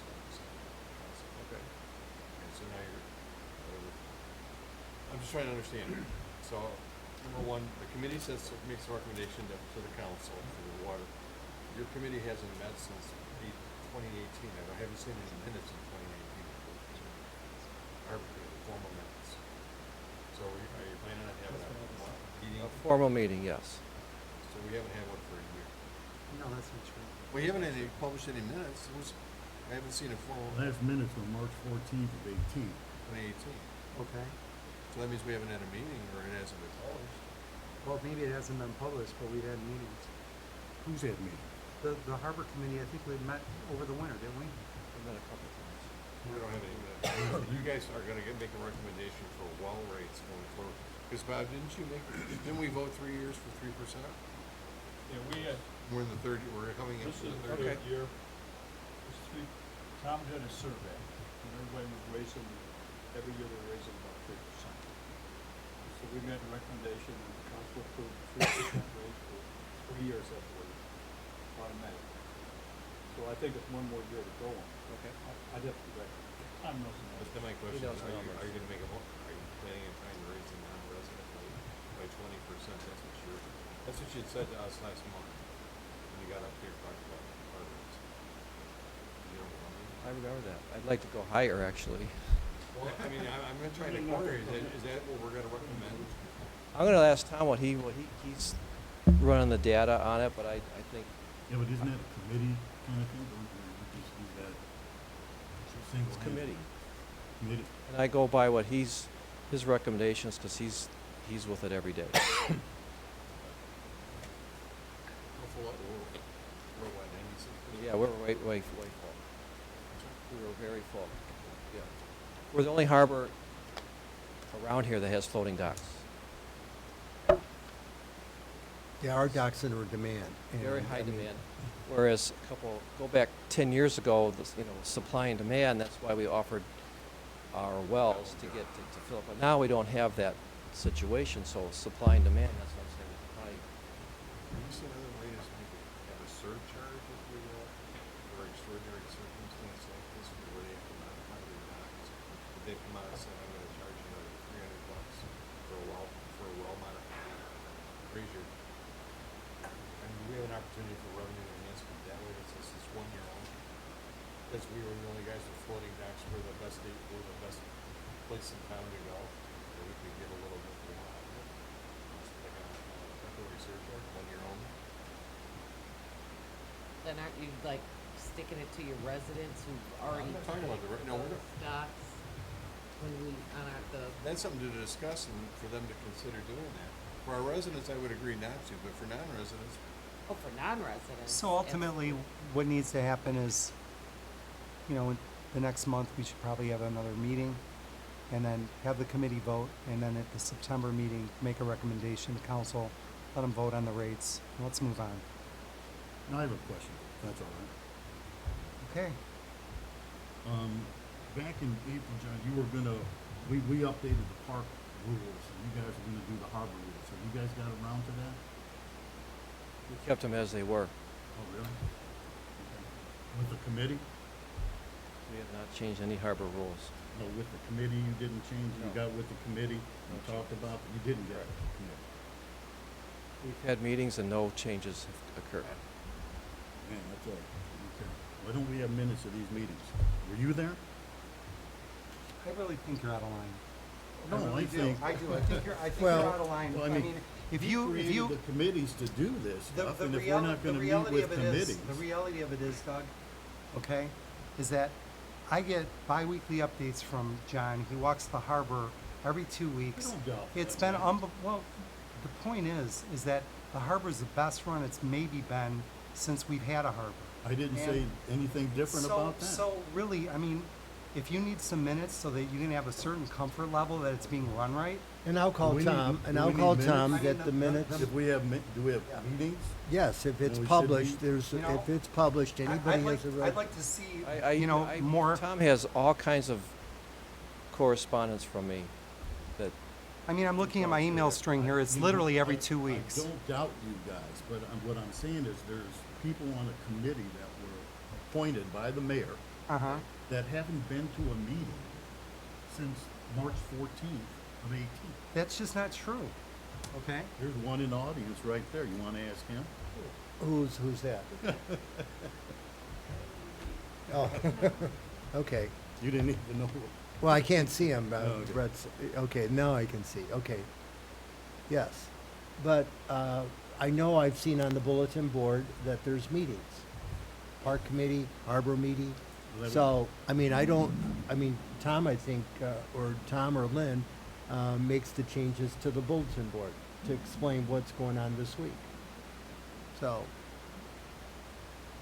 I mean, again, I don't, I will call Tom tomorrow and I will ask him, and I will follow up and tell Tom, anytime he's with a group of people, maybe just 2 people, to put minutes. Now, how do you get a so that- quorum with 2 people? Well, we There's don't, 6 people You know, on the the committees committee. serve at the pleasure of the mayor, not at the council, not for the residents, at the mayor. That he assigns the committees so that he can collect information, all right? He's happy with what's going on. The harbor's well-run. This man volunteers hundreds of hours a year, and I think he deserves a little respect and decorum. I'm not disrespecting. Yes, you are. No, I'm not. I think he's doing a Well- great job with what he's done out there. so John, you're gonna recommend that non-residents pay more? I mean, right, I mean, that'll be at the next meeting or whenever we set the rate. Because I think that's the right thing to do, I mean, and we. I'm not saying astronomically, but also I'm No. saying that I'd like to keep the residents at a 0 increase. Put it Oh, I understand. Well, I mean, Grosse Pointe Park closed their marina for a period of time, I mean, right, because of the high water We're going to be level. inundated, I guarantee you, in February with non-resident applications. So have we voted on a 3% annual increase first? That was, So then what is all this conversation about whether rates are gonna go up? It's already been voted Non-resident rates, that's what I was just asking about. on. Okay. If you wanted to raise them 20%, if you want to raise the non-resident rates 25%, and you think you can get away with it, you have my blessing. I Whatever you think, guys I feel. think maybe when the committee meets, we should probably look at what local marinas are getting for light wells and see where we're at and see what the other parks are charging. With floating docks. Well, Right. good point. So, I mean, at That's this all I'm point, asking. at this point, They don't exist. I think right now, John, what do we have? 2 or 3 empty wells? 5. 5 wells? But I think some are rented, just didn't show up. We've had incredible success and high occupancy rates and no incidents. I mean, things are running well. okay, good, thanks, John. You're quite welcome. Infrastructure, Bob? Well, we already talked about The seawall, yeah. Inlet, Wayne County. So, I will try and get something. Or if they're just if we're gonna get the testing done that they were supposed to get done. Well, I'm done. Okay, thanks, Bob. Improvement Foundation, Brett?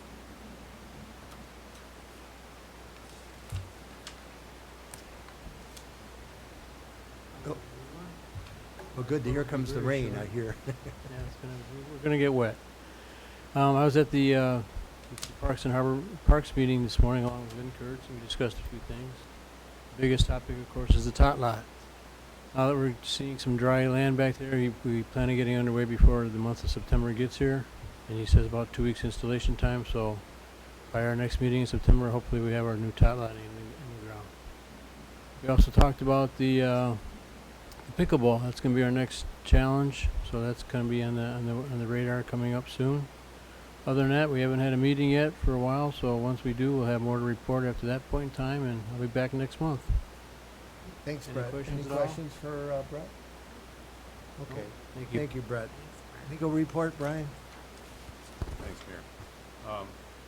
I'll start out with the seawall since we've all talked about it just a little bit here tonight. Councilman Brett just a minute ago mentioned a soil or foundation analysis that we're trying to get moving means the shores and farms and Wayne County. I think that's a good thing for us to do. Wayne County, we had a meeting, if you remember, with them on June 27th of this year. And there were 4 people from the Wayne County Corporation Council office there, plus the technical person. And it was kind of agreed in principle 2 things. One was some scopes of work or a scope of work, technical work to be conducted to determine the footings, potential footings for seawall repairs. And that was going to be prepared by HRC and submitted to Wayne County. And then the other thing that was agreed upon at the meeting, at least, was that there's a seawall agreement in existence from 1928, under which the Wayne County agreed to A, construct and B, maintain the seawall. We haven't seen it since. Promised it on a number of occasions. I've called and emailed James Heath. He's the Chief Corporation Counsel in charge of this particular division. He hasn't returned the calls. They're obviously playing ostrich on this. We, at the same time, went down to the Wayne County Register of Deeds, looked through some ancient property records down there to see whether, sometimes the copy of the agreement is recorded against property. Came up with a number of references in the chain of title to the obligation of Wayne County to construct the seawall, not necessarily maintain it, but still no agreement. So, on that score, we prepared a Freedom of Information Act request asking for multiple categories of documents. That either went out today or it's going to go out tomorrow to Wayne County, and hopefully that'll get us what we're entitled to under law with the promise in the first place. Then we can move to the next step, and the next step is whose responsibility is it to maintain the seawall. You may see a recommendation from me at some point or another to, along with Grosse Pointe, institute legal action against the county, asking the court to direct them to maintain the seawall. We've got a real issue here. We've talked about it tonight. We've talked about warning signs and yellow tape and people falling in the lake and all sorts of things, and it's time for action. With respect to the other piece of what we agreed upon at that meeting, which was this HRC scope of work for soil compaction study, we've sent emails, the city has sent emails to the county about it. I know that Shane Reside, Grosse Pointe Farm city manager, has done the same thing in the last week or 2, maybe 3. Still no response, so obviously they're playing ostrich, and it's time to take a little more affirmative action. I'm going backwards. On the D-Plans property development matter, we're just kind of monitoring things as they move forward. We've conferred with the city regarding some property maintenance and tree removal concerns that have been raised by residents recently.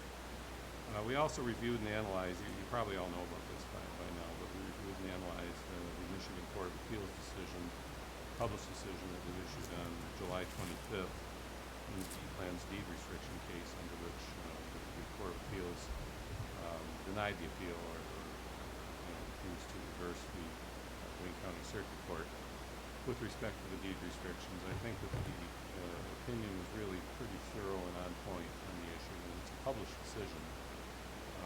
Usually, if the Court of Appeals publishes a decision versus not publishing it, they deem it to be of importance to real estate law in the state of Michigan in general. And in fact, a number of the news outlets, including Grosse Pointe News and Free Press and Red News, are reporting on it, but they're reporting on it all over the state. Every day, I get a Google search thing on D-Plans every day. to see somebody else, some other newspaper reporting about it. It's unclear whether the plaintiffs in the case are going to appeal that to the decision of the Supreme Court. That would be it's not an appeal of right, it's an appeal in the discretion of the Michigan Supreme Court on one hand. And the other, they've got 42 days from July 25th or by September 5th to file a claim of appeal. Nobody's saying, but it doesn't, at least right now, appear that that's likely.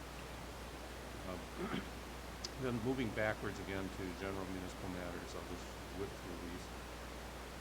We researched and drafted a memorandum regarding the city's participation in the annual prayer breakfast on annual prayer day. Conclusion was that it's questionable whether the city can use resources and spend money to, and not just this city, but all the points and everybody else that gets involved in, whether they can utilize public funds to promote what is essentially a religious event. It's not an ecumenical event. It's not Muslims, Jewish people. It's pretty much a Christian thing. So the other question is whether this outfit that contacted the city in the first place to complain about it has legal standing to pursue an action. They might well, but it would be a while before they could get over that hump in terms of legal standing. Long story short is before next year's prayer breakfast, we'll have to take another look at this and see whether the city really wants to participate. We conducted research regarding the offshore nuisance enforcement in Lake St. Clair noise and rap music at 2 in the morning behind everybody north of Gotland. We consulted with the city manager and the public services director regarding that. Schulte pointed out tonight, the public service department was able to take a photo of the license of a voter that's chronic recidivist nuisance person, and send them a ticket, and we'll see where that goes. But it is a misdemeanor ticket, so it is an appearance required for shut them up for a while. We also reviewed and edited further drafts, plural, of the Shores Woods dispatch lockup agreement we conferred with the city regarding Grosse Pointe Woods' position on interim bond posting under that dispatch lockup agreement. My understanding is that's still in a state of, or still being negotiated, and there's meetings coming up in the city and the woods with respect to where things go under that agreement. Again, it's still a draft. We reviewed the draft Comcast renewal agreement and conferred with the city with respect to it. City Manager Waldenberg is going to talk about that in detail tonight. We reviewed a FOIA request from a company called Black Knight, regarding, and they send this annually, request for resident tax roll information. So that resident tax roll information is on the city's website. So the FOIA request was granted. Conferred with the city regarding the state of Michigan paving funds warranty program. That's also on the agenda tonight, and Michael and Webb will talk about it. We consulted with the city regarding charitable contribution matters, also regarding federal and state FOIA issues and the differences in application between the two statutes. We in fact sent the city council a newsletter that we had firmly created on that. A new Supreme Court case regarding building inspection fees and how they're charged, and the cities can nominally or reasonably charge and not. And finally, regarding the newly issued Michigan emergency marijuana rules, which were issued in pursuance of the legislature's approval of the passage of the marijuana amendments statute in November. Okay. Thanks, Brian. Any questions for Brian? Again, thanks, Brian. Mark, your report? Sure. You'll probably mention, but I will, because I just told you. A classic car show for September 8th. We have an upcoming town hall meeting on September 14th. Allison talked about some of the other events, Doggy Days,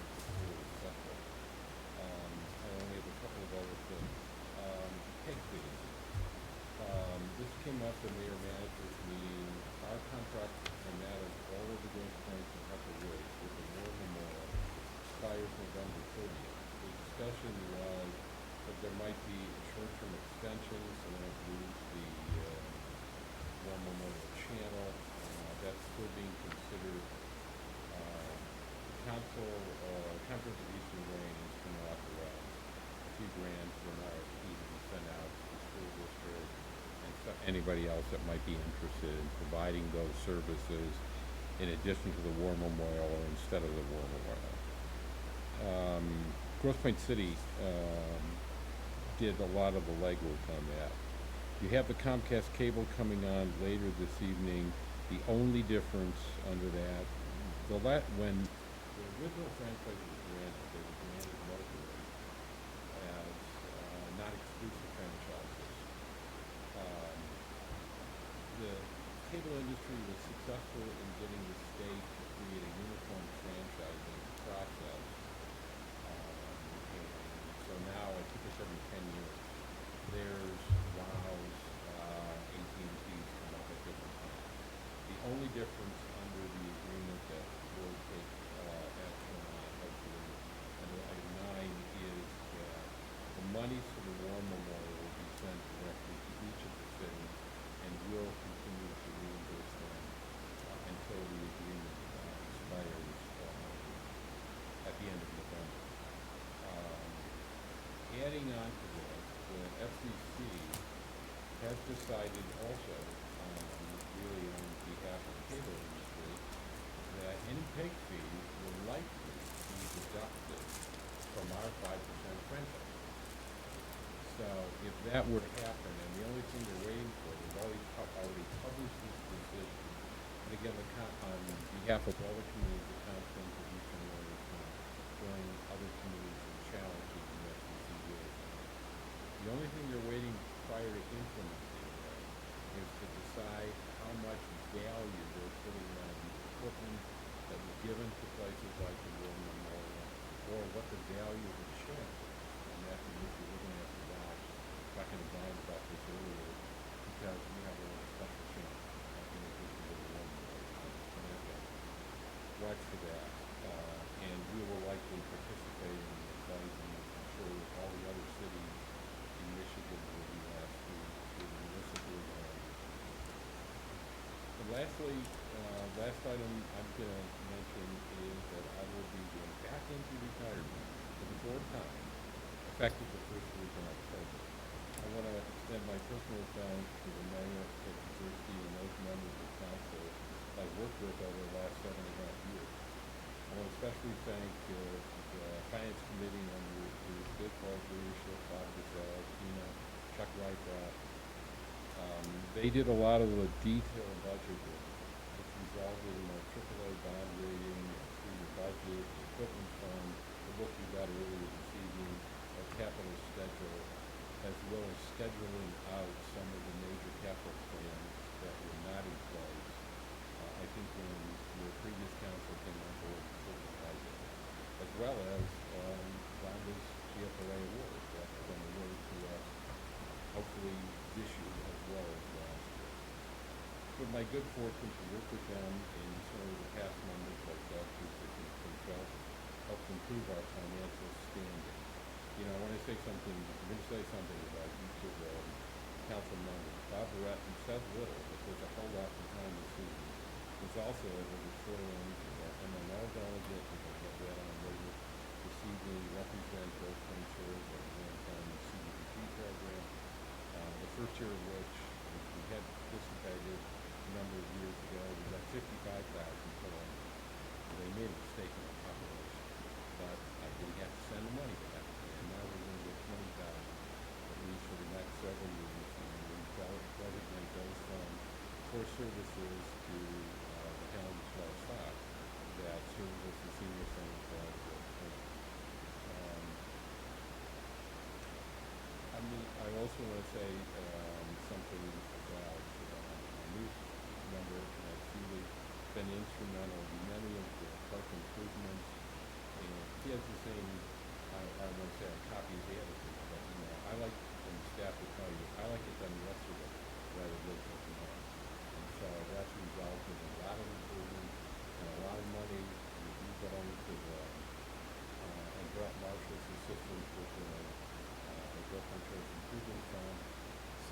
get monies that come into the city, to make things better for everybody. Secondly, I want to say that any of the accomplishments that are, these are not things that I've done, but it's done in conjunction with the council and our excellent staff. Department heads like Brett in DPW, John Schulte in Public Safety, and again, Rhonda in Finance. All make things easy for me to help coordinate, and I want to especially thank our executive assistant, Lori Duncan, who always tells me where I'm supposed to go, and you know, it's nice to have someone who tells you right, tell you where you're at and where you're supposed to be at. You know, Lynn and Tom compliment our upstairs family. They do a great job in being residents, handling the kind of paper they're required to process. You know, well, I can say Tom has so many jobs, as Dr. Siegel mentioned earlier. He's the elections clerk, he's the IT staff person. He can fix all of our phones when we have problems with our computers without having to go to the outside. Lynn does a lot of things behind the scenes to make sure that the meeting agendas and posted and sent out, and that things, especially some of the park events, run smooth over the past. You know, it's been fortunate for me to work with the entire group of public safety officers, our DPW workers, who do the routine day-to-day tasks, as well as many of our outside consultants. You know, Brian Renaud's done, we talk several times a week, most of which he doesn't charge us for. I have to say that. He didn't probably say that. You know, Jesse Eddy from HRC, Scott Lockwood from DPW, and there's many more. Who said the cooperation that we received over the years from Brett Marshall and the Improvement Foundation has been outstanding. It really been part of a team to do that. And finally, I'd like to thank many of our volunteers and the wonderful residents who help make sure the best of the residents, and certainly many that I've gotten to know over the years as well. So that's it. That's my report. Well, Mark, it's a sad day. I mean, over the years, you've performed so admirably. When I talk to people outside the area, I mean, you're the guy. You're at the top of the class. And you came about 7.5 years ago. We had a lot of turmoil, and it followed a contentious election, which followed a contentious recall election. We were about to get sued by the yacht club for allegations of overbilling, high six-figure amounts. You led the team into the mediation chambers, where we ended up with basically a win-win for the community, and we avoided litigation. At that time, we had a couple of arbitration claims. There was morale issues. You know, again, I think back and I reminisce about 2010, 2011. You came about in early 2012, and you stabilized the ship. You know, and you know, meanwhile we got on track with. Early there was allegations we were on the fiscal watch by the Michigan Department of Treasury. Now we're AAA rated, one of like only a couple of communities in Wayne County. Is it 3 now, Rhonda? 3 out of 40? There's 43 cities, 43 taxing authorities in Wayne County. We're one of 3, I believe. And so, you know, and again, it's because of your leadership, and you were able to coalesce the team, and it's a team effort. You know, success is measured by the value of each contributing team member, but you put the pieces in place. You were the chemistry to make it happy, and it's gonna be sad to see this go. We'd like to have a reception before you leave. I'd like to suggest like Tuesday, September 24th. I really, again, I can't say over the years what a gentleman you've been, and what a leader you've been. Again, I talk to other people, Grand Rapids, outside the city. You're well known, Mark. You know that, and you started in Huntington Woods, and then you were in St. Clair Shores. You were in Grosse Pointe Woods. At each one of these stops, that you added some vitality to the cities, and and you've done that to our city. So it can be a tremendous loss, and you know, I just want to express my support for what you've done to the community. And you know, with that, I'd like to give you applause.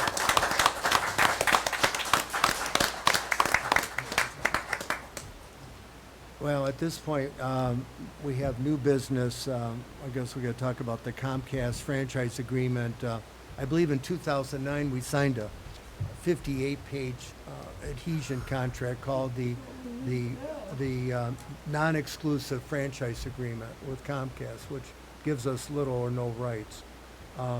Apparently, Mark, you said every 10 years we have to update it. Yeah, this was taken over by the state, and again, with the lobbying of the cable industry, and particularly AT&T, in order to get into the cable industry, created a statewide franchise.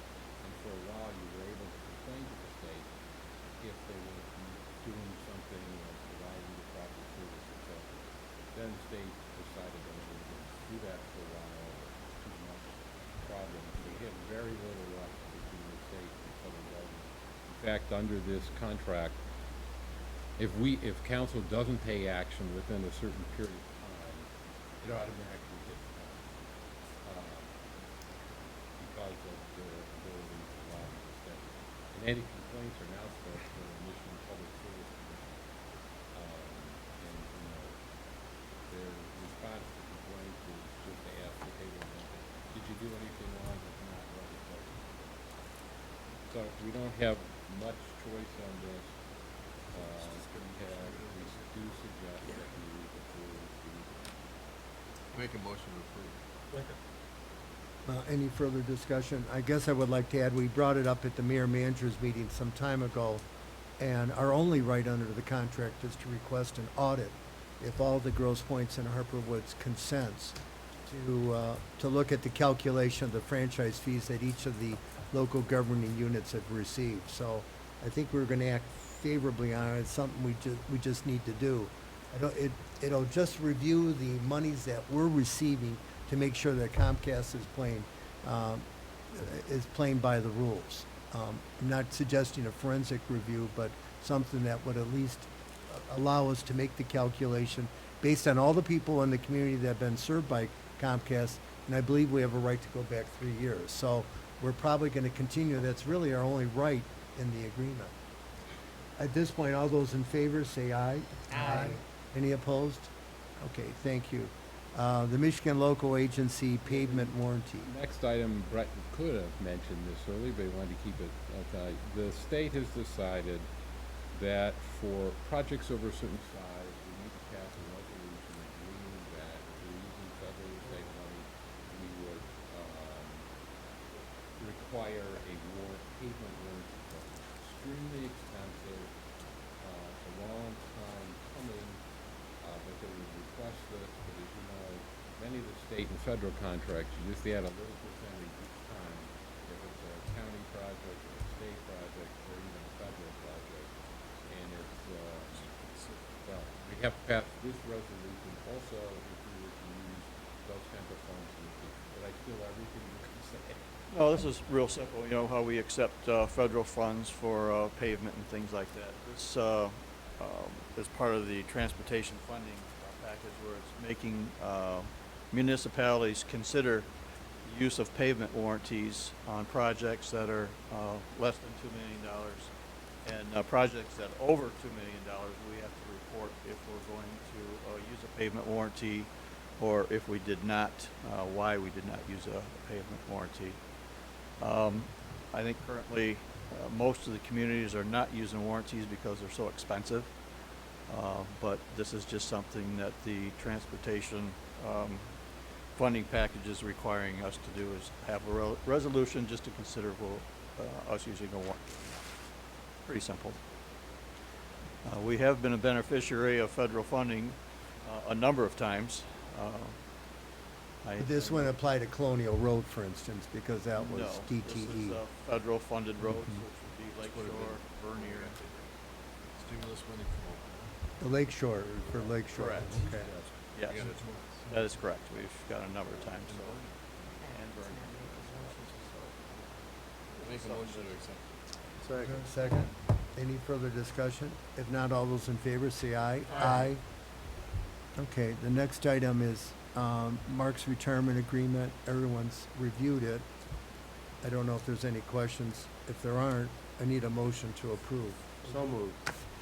Second. Any further discussion? If not, all those in favor say aye. Aye. Any opposed? Okay, thank you. The annual meeting delegate, Bob, you're the delegate right now, aren't? Is that right? Are you willing to continue? Yes, this one's local. Oh, this is, oh, okay. This is downtown. I don't have to run the state.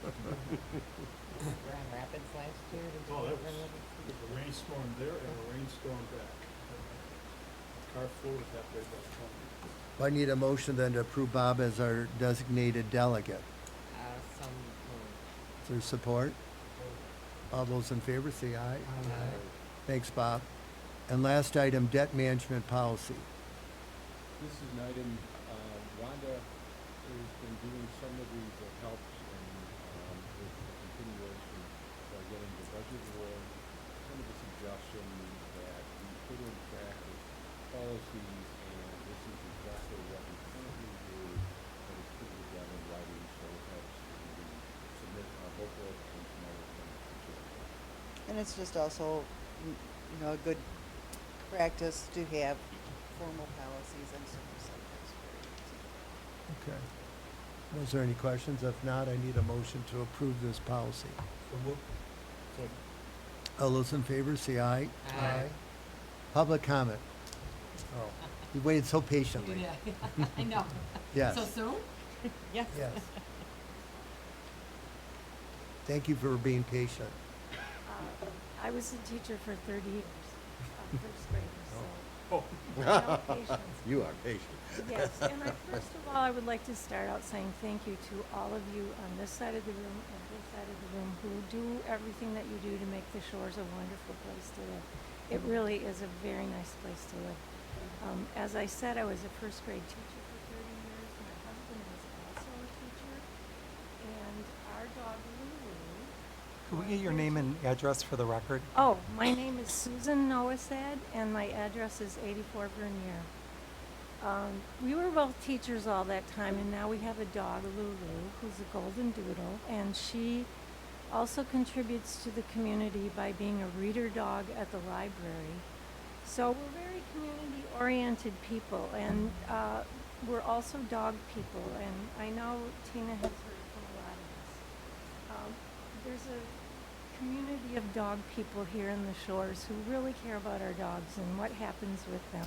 So we're very concerned about what happens at the club. And first of all, I'd like to point out, someone earlier said the bottom line is how much does it cost? It doesn't cost anything more for our dogs to go to the park in the winter. You know, the ranger is there, and us coming and going costs nothing. Secondly, I'd like to point out that I know there were a couple of unfortunate incidents with dogs. It was not with my dog, and it wasn't with most of the dogs.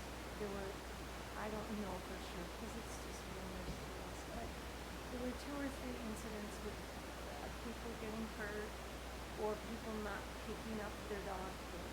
And let's punish those people. Let's deal with them. Let's not punish everybody is what I would like to say. Our dog can walk on a leash at the park. I think last year in the fall and the spring, there was a period of time where they had to be on a leash, and then after that we could let them off leash. And she can do that. It's not as much fun for her, and it's not as much fun for me. And people earlier when we were talking about this said there's a compromise somewhere. And I believe that also. What I would like to say is talk to the dog people about the compromise, because it does make a difference. Someone suggested a part of the park, which is a good idea, except most of the people I know and myself, when we take our dogs to the park, even when Lulu's off the leash, I walk on the sidewalk. In the wintertime, there's a lot of snow sometimes, and it's been really nice. Somebody plows the sidewalk for us, and we can still go in the dead of winter in January, and there's a foot of snow on the sides, and Lulu can run in that and have a great time, and I can still walk on the sidewalk. book, so that's a better thing for me, and I think for most dog owners, but I don't know that, and I don't think you know that. So what I guess what I'd like to suggest is there has to be some kind of communication between dog owners and somebody making these decisions. And I don't know how that can happen, but I would volunteer myself to be like a liaison representing dog owners. I know the dog people, and we know how to get in touch with each other. So if there's someone I could talk to, or The thing came up was at the parks, which I'm the council liaison for the parks, and we have a parks meeting at least 5, 6 times a year. I You're didn't welcome to come to know. those. Is there one coming up? There was one today. Oh, It's on the calendar on the website. Yeah, we'd like you to come. I'm gonna be more informed about these things from now on. This is my first time here. But you know, dog stuff is important to me. So, is there one in September? The next one I think is October 15th. So, could I Right here ask at you 9 not to o'clock. make a decision till after that? So Yeah, we it's can- tabled until then. We'll bring it back up, and then we'll put it back on the agenda. and Okay, talk so about that it. would be the thing to do, would be to come to, Parks Committee meeting. Contact talk them to you. ahead of time. Great. I think that makes sense. We need the input. We just received, I mean, the last couple days, a number of emails and letters, so. Well, can I clarify something though? We tabled this decision until the September meeting. You're saying your meeting is in October, Yeah. so I don't think that we should table it till October because that is when we're going to implement the park rules. So I would like, I'm sorry, your last name? Noah Sad. Noah Sen, Mrs. Noah Sen, to talk to somebody beforehand so that we can make a Well, I can talk decision. to Joe and see if he can move that date up, but that's Okay. his committee, and I'll let him handle that, so. Okay, because. Did we actually go 1 month or 2 months? in No, terms of the motion was Till for September. 1 month till September. The next meeting's October So it's 15th. Can we October. wait that long? I don't know what that. Well, because the park closes in September, and so everybody is like anticipating taking their dog. It's open till November. But the marina's open till November 15th or 16th, so So- that's Maybe when. we could keep the same status quo until after. The table remains the same, whatever. Okay. Yeah. All right. After the meeting, if you'll wait for me, I'll give you contact information for Joe Cipriano, who's the chairman of the park committee. And there's a very good chance that, you know, he and his committee members can talk and make a recommendation the night of the September meeting, so we can vote. Okay? Right now, the current rule as it exists right now is no dogs after Labor Day, November the 15th. Dogs are Right. permitted with a leash. After November 15th, then they can be on. That rule is still in effect right now. Tina's concerned about whether, we're gonna be in a period of limbo. Right. So the point is, if we do nothing, we're good. Yeah, Okay? Right. And We're good. do you know Donna Zaid?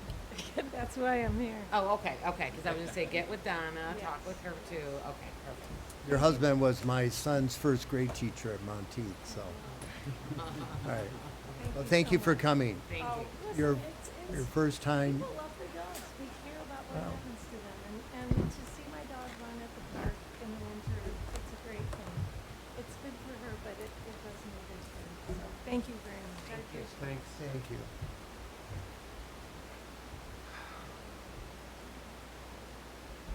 Well, this wasn't an agenda item, so I'm gonna just make a couple of comments. In reference to these various meetings, the committee meetings, which I think are critically important, and there's a classic example, and you said it, Mr. Mayor, you need the input, and that's why you have these committee meetings. I think they're usually posted, they're open to the public. I know the park meeting, people show up, so they have an opportunity to participate and feel like they have an opportunity to participate.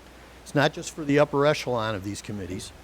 And minutes are important. That's not just some farce, that's something that needs to be done. So there's a recording of what was said, what was looked at. And Mr. Seeley's laughing and mocking me for making these comments. I hope the rest of you don't feel that way. And that's why I'm urging you better really seriously consider bringing these two committees back together. Not having a meeting since March of 2018 and then making fun of it. I think that's where we're at, and that's the kind of respect that members of the community are being shown right now. Thank you. I agree with you, Harry, and I'm going to try and become the liaison to that combined committee. Yeah. Any other public comments? Yeah, yes.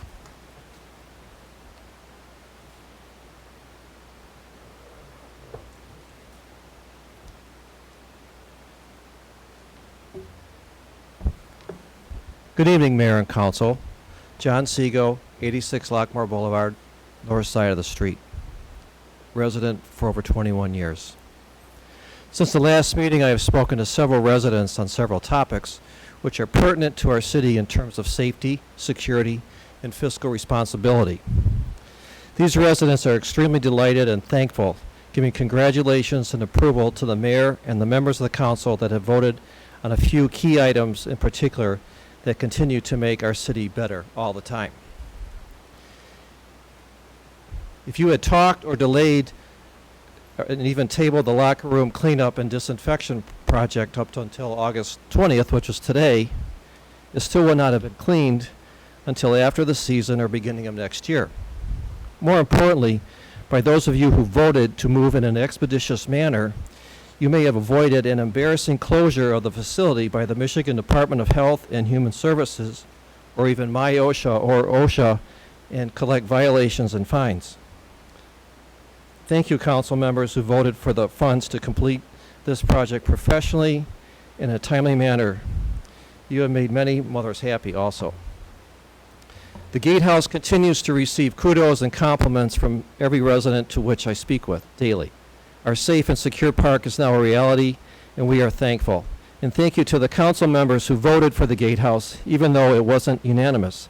I believe there might have been just one no vote on that agenda. That was me. To initiate the project and see it to completion was a great undertaking, and we thank you for that.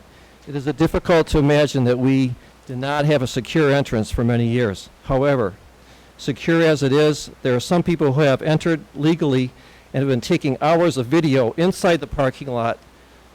It's slightly concerning to me, why would someone video women and children inside the gate in our parking lot as a resident? I've also spoken to several residents about the noise and congestion of boats outside of their homes along the shore and shallow waters of Lakeshore Drive. Some of the noise is boisterous and above the legal volume limit.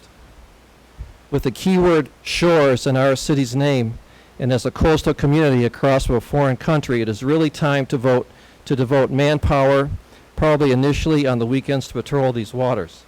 This patrol is not necessary to write tickets, but to interact with the public and assist if necessary. And if needed, the police presence will offer the increased benefit as a real force multiplier for law enforcement. I'm sure the mayor, council, chief of police, and city manager will be able to come up with a solution and tailor a program that could take advantage of a PWC or a small center console boat to patrol these waters. For funding, the city could look into the Port Security Grant Program. It is just one federal grant program through which we may get funding resources for the watercraft. Currently, there is a $100 million fund available this fiscal year 2019, and likewise the same amount was available in 2018. I do not have the 2020 data. Speaking of money, all the residents that I have spoken to are extremely happy and ecstatic that the majority of our city council and mayor voted against the few members that were a proponent of raising taxes. It is a great relief that we have a fiscally responsible group of people on the city council. For me and several other residents, we thank you so much for not raising taxes. Thank you very much. Thank you, Doctor. Any more public comment? Well, if not, council comments, Bob? Matt? Mark, I just wanted to thank you for really the outstanding job you've done over the years for the city. Long before I was involved with anything to do with council or any of the park committees, you know, I've always been proud of the fact that I've lived here and the city's had such a high reputation in Grosse Pointe and in the surrounding area. And I know your leadership had a lot to do with that.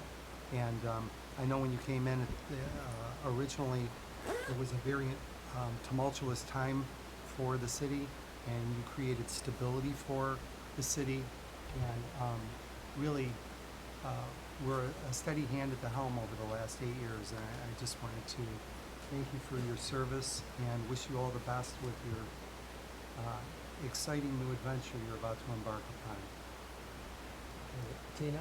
I would like to follow Matt and say the same thing to Mark. I met you many years ago before I started on city council, and I didn't know a lot about the city before you came aboard, but from what I heard, you were a godsend, and so for that, I am very thankful for the direction that you've taken the city in the time that you've been here. I'm envious to hear more about your travels and to where you go, and I wish you health and happiness in this next stage of your life. Okay. Thank you. Also, I want to say to the members of the city council here and to the audience, we need to act like adults. We are adults. I am not running again. There will be new faces up here. There will be old faces or older. Not that How old. do I say that? Experience. Established faces up here.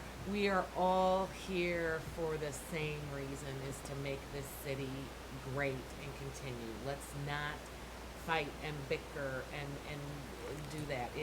That's not becoming to any of us. So please, let's just keep going forward. Don't look back. We're not going that way. We're going forward, and we're going to continue to do great things for the city if we do them together. Thanks, Tina. Thanks, Tina. Bruce? I'm all set. Bob? Mark, I just want to say thank you for all your contributions over the years, and welcome back to retirement. Thanks, Bob. Doug? I'm good. Just a couple comments. Yesterday I watched the Little League, and the team that beat us last year was Hawaii. And they're still in it, right, Mark? I think they're Yeah. still. So this is from our last year's team, a shadow box that we're gonna put in a prominent location. But this is the 2018 team.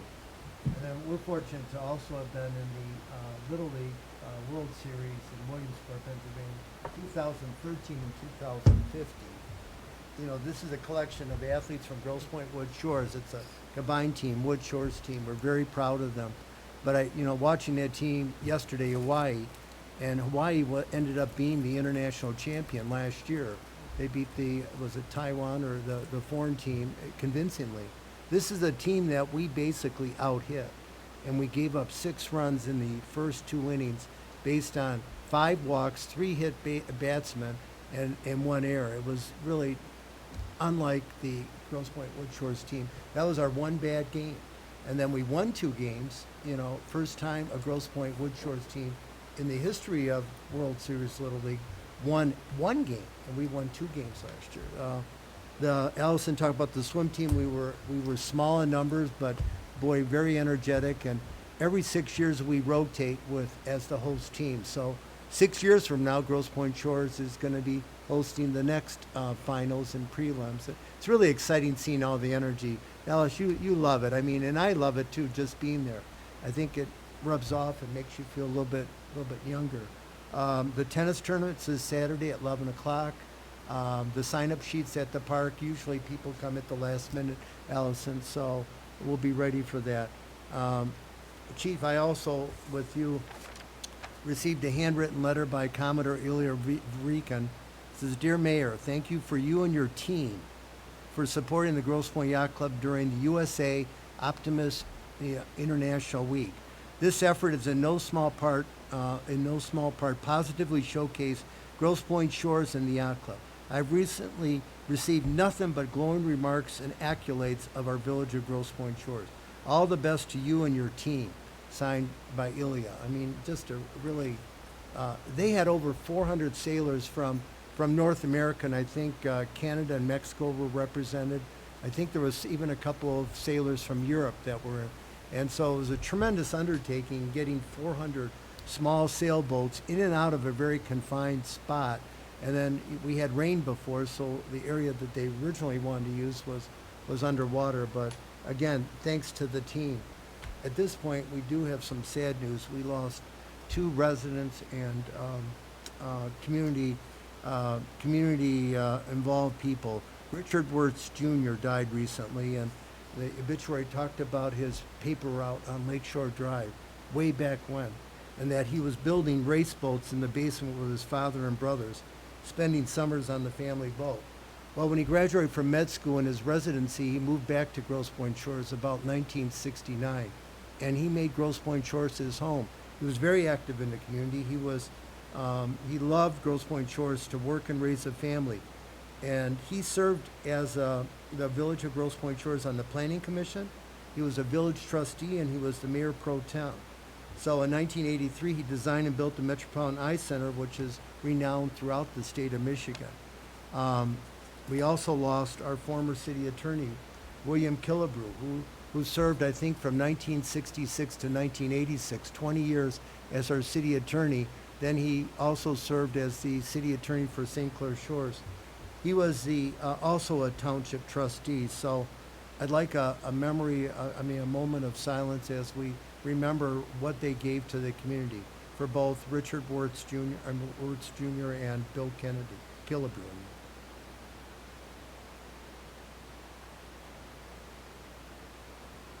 Well, thank you. And finally, the Classic Car Show is September 8th. I think Rhonda has over 50 cars that are already registered. 50 cars already, even though it conflicts with 2 other major car shows. And so kudos to her for putting this off again. At this point, our next meeting is September 17th. We have a town hall September 14th, Saturday. Mrs. Noah, I recommend you coming to these town halls. This is where we learn where we can be better, It's the little things that make us better. We have a veterans ceremony that's coming up in November. I look at the purple flag, Bruce, that you garnered for us, and I look at it very proudly because it's what we stand for. It's what the community stands for. At this point, I need a motion to adjourn.